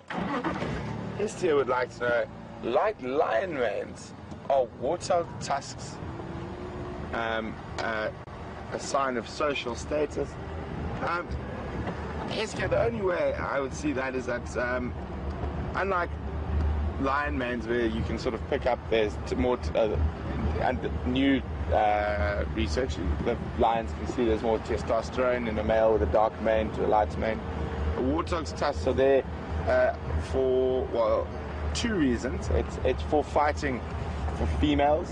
So obviously if you've got bigger tusks and stronger tusks, you've got a better chance of dominating the mating game. but also for defense. And the big impressive tusks that you see on the top, that are sort of the ones that everyone really associates with a warthog, are not the ones that do the damage. So underneath there's a tusk or a tush, much smaller, and it's literally rubs up against that upper tusk and it is razor sharp, and that is the one that actually does a lot of the damage, rather than the big curly one that looks pretty. It's the smaller, lower one underneath that is razor sharp.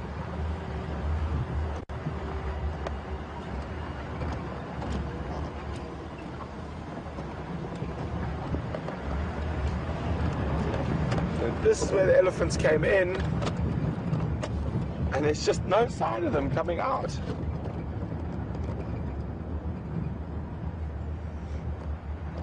Magic elephants, they must have grown wings and flown out of that block. Oh, they burrowed, yes. We have a rare form of burrowing elephant here in South. And they get annoyed with game drives, they burrow. That would be a sight to see. Imagine a burrowing elephant. Imagine one coming out of a hole. That would be quite special.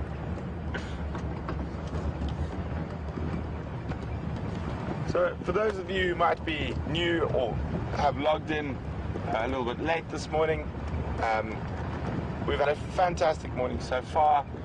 We found the Nkuhuma pride at sunrise and spent some time with them while they were playing, and then watched where they moved to the area they're going to rest for the day. And we've been tracking this herd of elephant. We haven't had any luck with them yet, but in the middle of tracking the elephant, we heard that there was a male leopard Brian and I hadn't seen before, so we jumped at that opportunity to see a new cat, and we went and had a view at Tingana. And quite interestingly, he is waiting what looks to me waiting next to what appears to be an aardvark hole, and he is quite famous for catching aardvark. I think he's caught 4 in the last year, so that could be quite an interesting story that still has to play out, as he's positioned himself in a very good position. If that aardvark happens to come out, he can ambush it. And now we're still looking for the to find the tracks of them coming out anywhere. So just gonna have a quick look at the water at Twin Dams, and this is where we had the lions this morning. Was where our first sighting of them was at Twin Dams.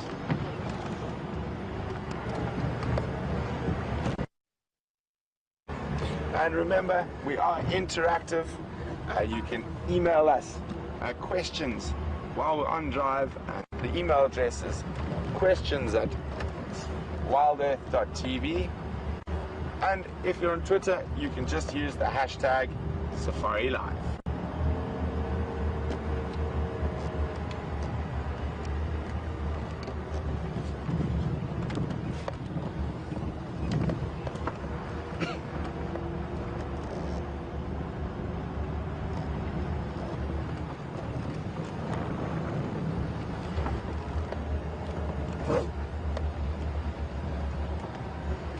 Good morning, Elizabeth. Elizabeth would like to know, when a hippo gives birth, is it on land or in the water, and how long is that process? Wow, I'm not sure how long it is, Elizabeth. I don't think it takes too long, probably 5 to 10 minutes. And it's generally, they generally give birth on in a very shallow water, or on the land very close to water, or in reed beds, places like that. So we got a question the other night about how to age tracks. Unfortunately, it was a bit dark when we tried to do it, so I'm gonna try to do it now when we've got a bit of light. And there's some nice big tracks to see. Can you see that there? Is that too close? What?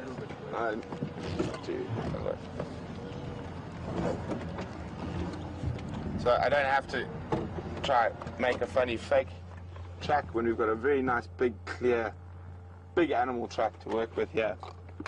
And there's a hippo track.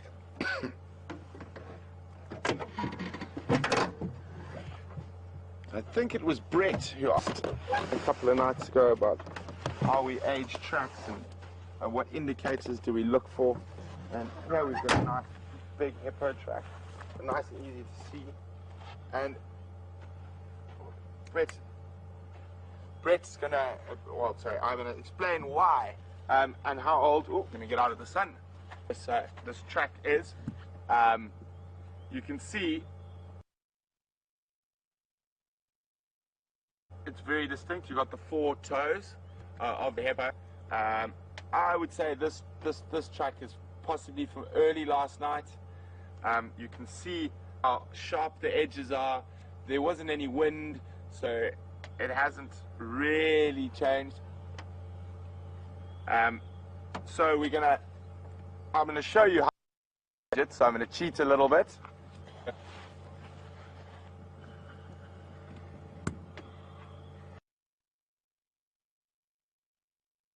So I'm going to cheat a little bit.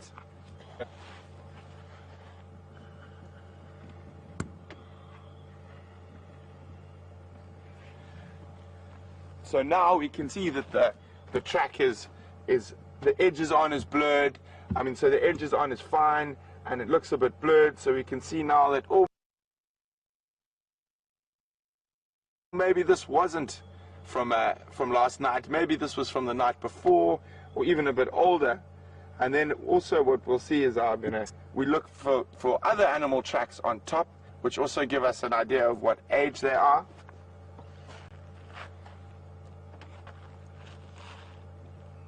So if we had like dove tracks, the emerald spotted wood doves do a lot of walking in the mornings, and they tend to cover a lot of tracks. So if we ever find like a leopard track or a lion track that is on top of the dove tracks, we know it's a very fresh track and definitely worth following. Well, that's just a little tracking tutorial. Hopefully that makes a little bit easier for you guys to understand how we look at tracks and how we're able to find animals and follow. I've been locked out of the car. There we go.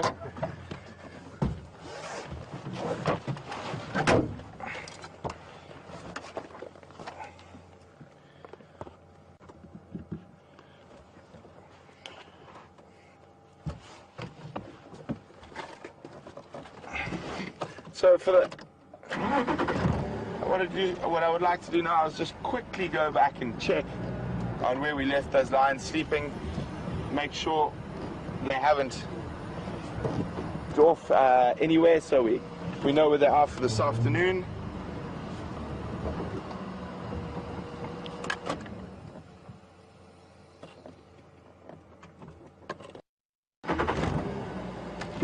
Sorry, I just heard something funny. It sounded like we had a flat tire for a second, but it wasn't.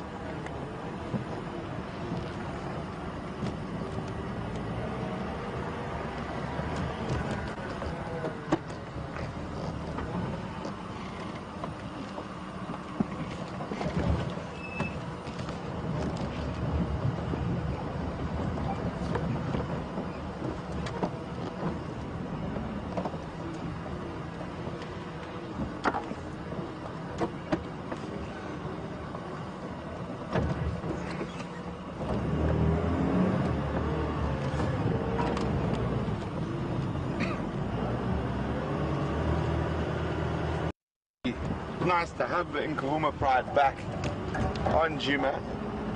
We haven't seen them I personally haven't seen them in an age.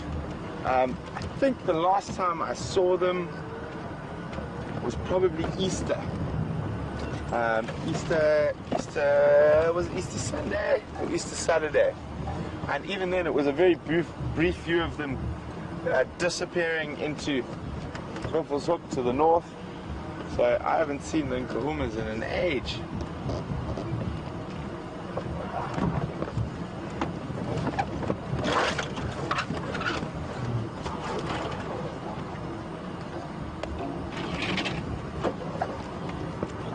Them lying up just up ahead here.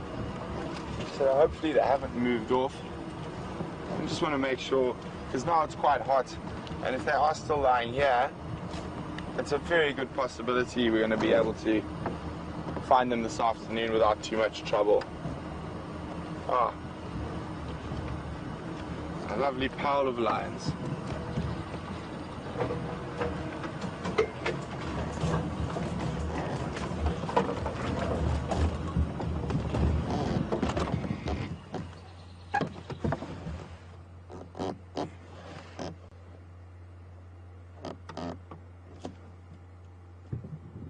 So they're exactly where we left them lying up.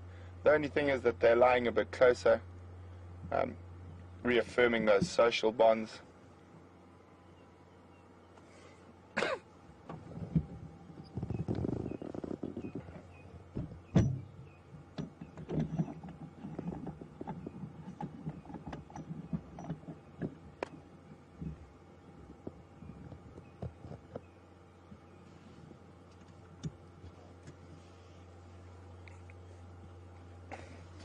So lions, especially when they got a full belly, like this, they'll probably sleep 23 hours out of 24. Obviously they have little bursts of energy and they play. And on average, a lion will sleep 20 out of 24 hours. Not the most active animals when they don't have to be. One station within Nkuhuma.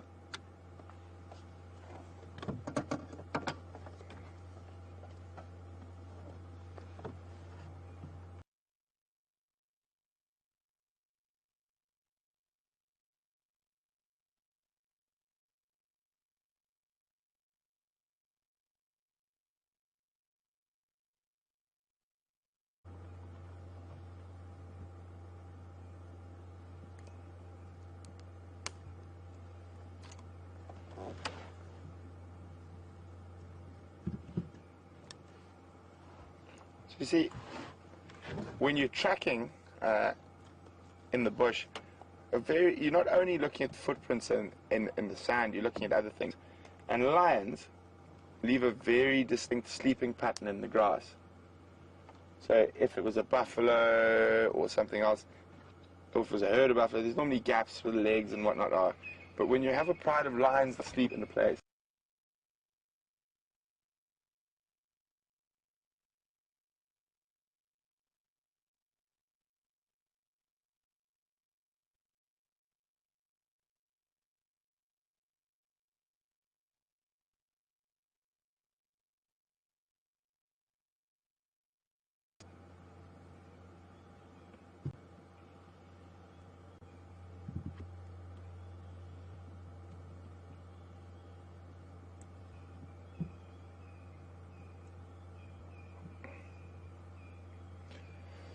so before the Nkuhuma Pride arrived on Juma again, the last they were seen was to our east, heading into the Kruger National Park, following a big herd of buffalo, and obviously they were successful, as they were returning with very fat bellies.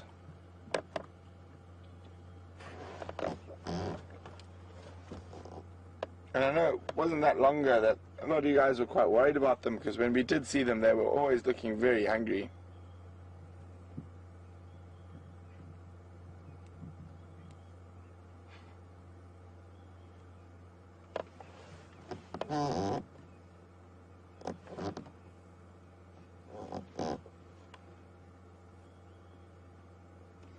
The reasons lions sleep so close to each other is because they're the only social cat, and it's very important that they maintain these relationships within the pride, because when they do feed, they are not very nice to each other, and they will bite, snarl, scratch all of their best friends, sisters, brothers, everyone. So after that, in the quiet times, it's very important for them to re-establish those connections that make for a cohesive pride, specifically when it comes to hunting or defending the territory against other lions.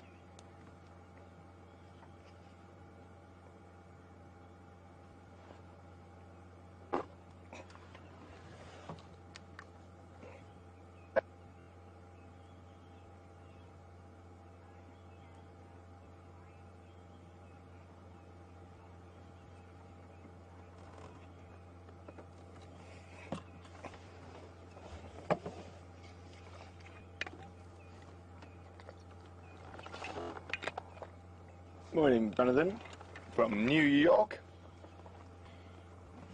Jonathan says, and lions is looking as a sort of grooming for social reasons, but do they ever sort of lick the bits of another lion that the lion cannot get to? Yes, I have seen it before. It is part of the grooming process, getting sort of the others where they can't really reach.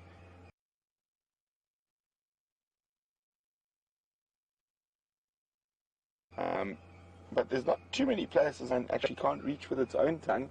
They're incredibly flexible. But yes, they do this, Jonathan.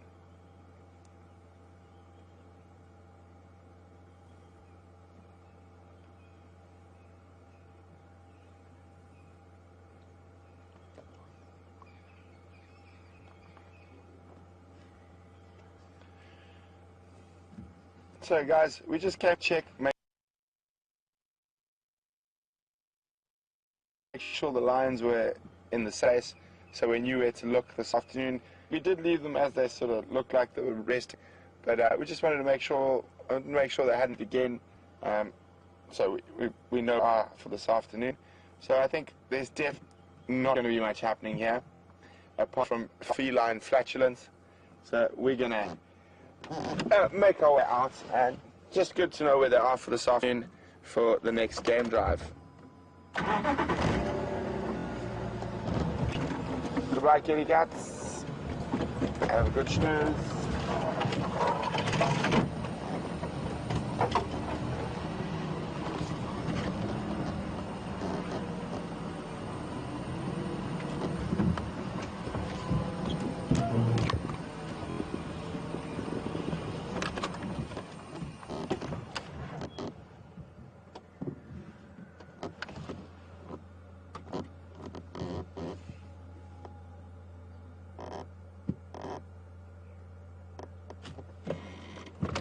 I thought he was going to give us a good sneeze there for a second.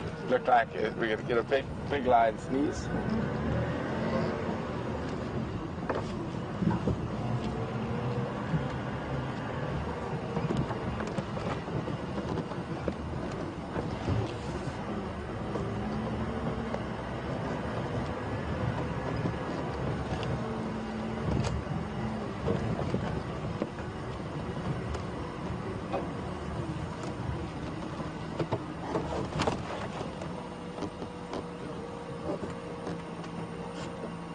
Yeah.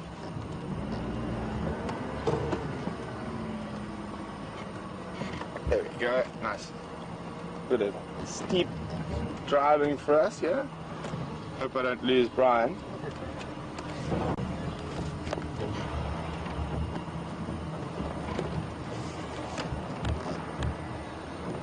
Easy peasy. Lemon squeezy.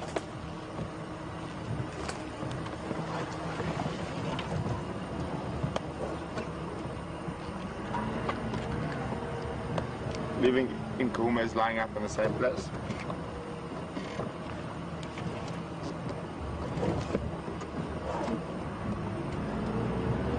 Oh, thank you for another question, Virginia. Tweeting us. Virginia would like to know if I've ever seen lions and leopards attacked by a porcupine. I'm afraid not. I've seen leopards and lions attack a porcupine, and the porcupine defend itself. But I've never seen a porcupine actively look out and search for lions and leopards to attack. Or hunting porcupine. I have seen it a couple of times. It's in Botswana and in the Sabi Sands, actually. Oh, what have we there? A bit far. I didn't get a really good look at it.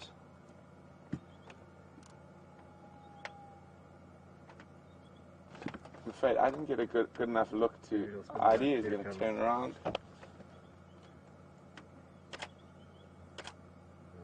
It's a bit far.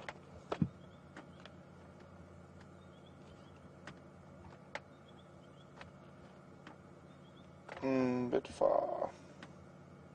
If I had to... Oh, maybe coming closer.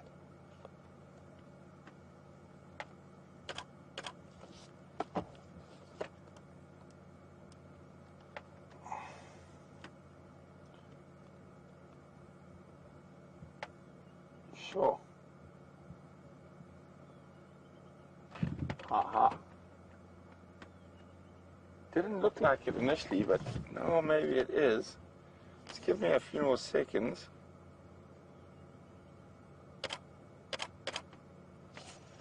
It's a bit closer. Come on, come closer. Well, I really can't wait for my binoculars to be fixed.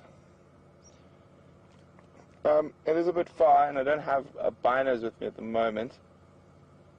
But I'm going to hesitate, I guess, and it is a guess without binos. Oh, no, I might change my mind. I just saw something there. As it turned around. Like grey and white markings on its back. I think I'm gonna stick with my original. I'm gonna say it's a tawny eagle.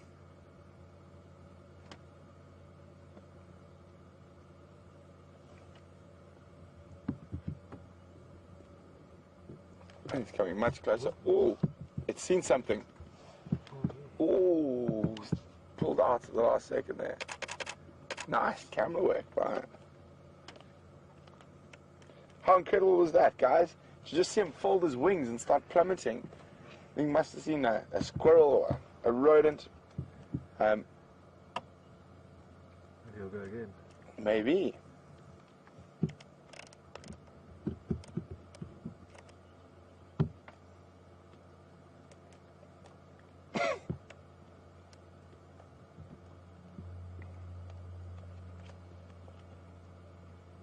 That was amazing.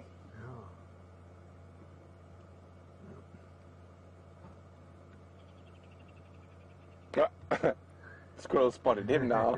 Danger, danger, danger.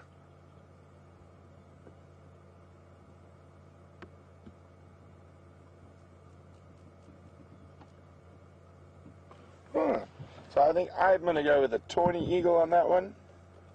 If you have a look here, I'll show you why.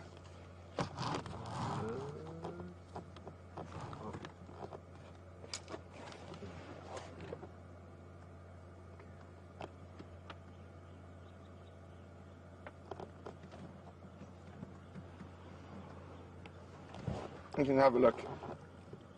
So there, once you see it, sort of, I know it is a bit zoomed and not the sharpest image at that distance. I can't see what the monitor's saying. You tell me. Huh? There we go. So you can see very distinct big brown eagle. The big brown eagle that is common in this part of the world when the Wahlbergs and everyone else has left is probably going to be the tawny. So there we go, tawny eagle.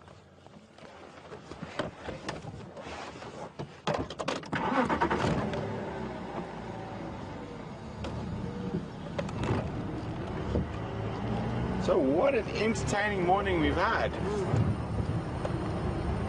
It was nice to get the lions in the sunrise and have them playing in that magical light that only the early morning can offer. Hopefully you guys got some really good screenshots of the lions playing and chasing each other in that lovely light.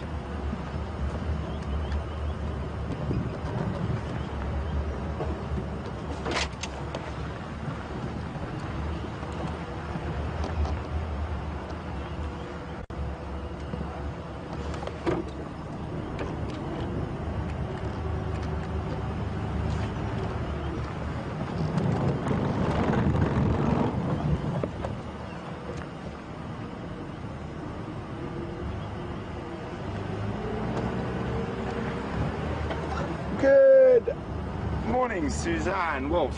Suzanne Wolf says with falcons, particularly peregrine falcons, that action is called, I think it was a stoop.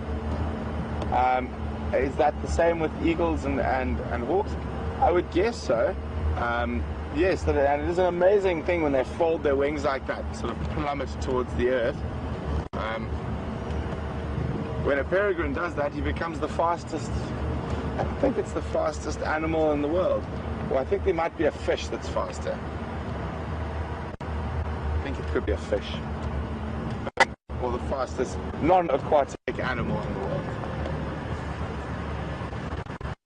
But yeah, it is incredible. But you see how quickly he managed to pull out of that. When obviously whatever he was trying to catch, spotted him.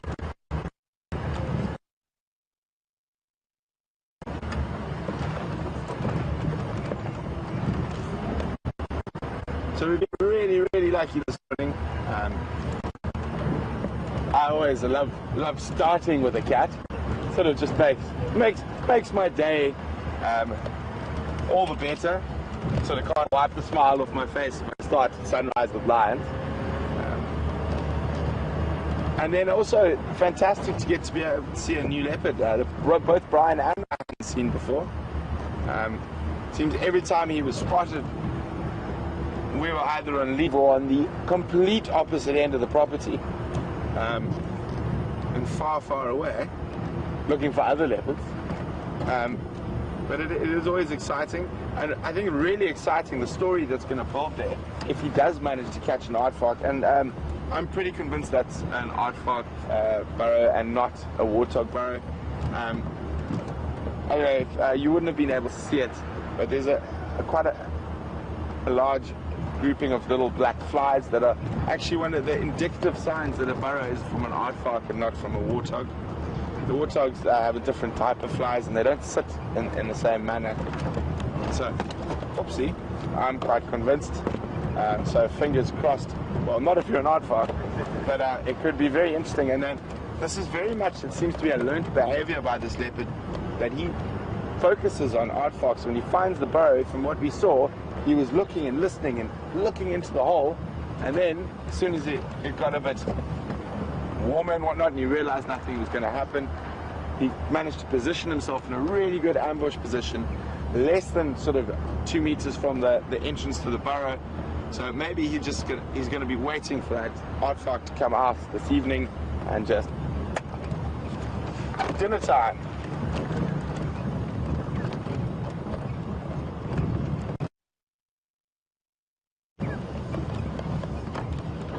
We're just checking if there's a buffalo in the wallow. Yeah, the flies are there, but no buffalo.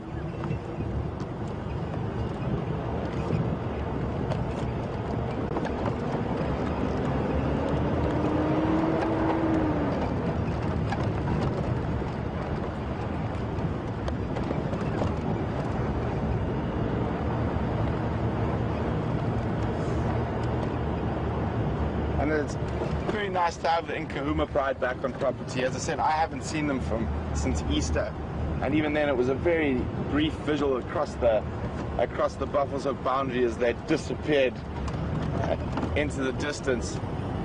So nice to have them back on property, and nice when they started moving deeper into Djuma instead of across Djuma and out, which we seem to find more often than not. But hopefully they will spend a bit of time around for the next couple of weeks.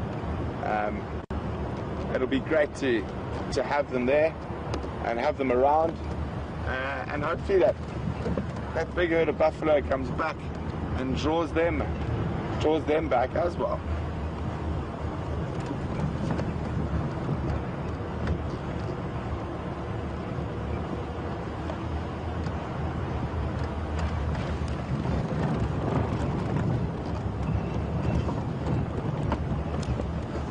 Guys, it's been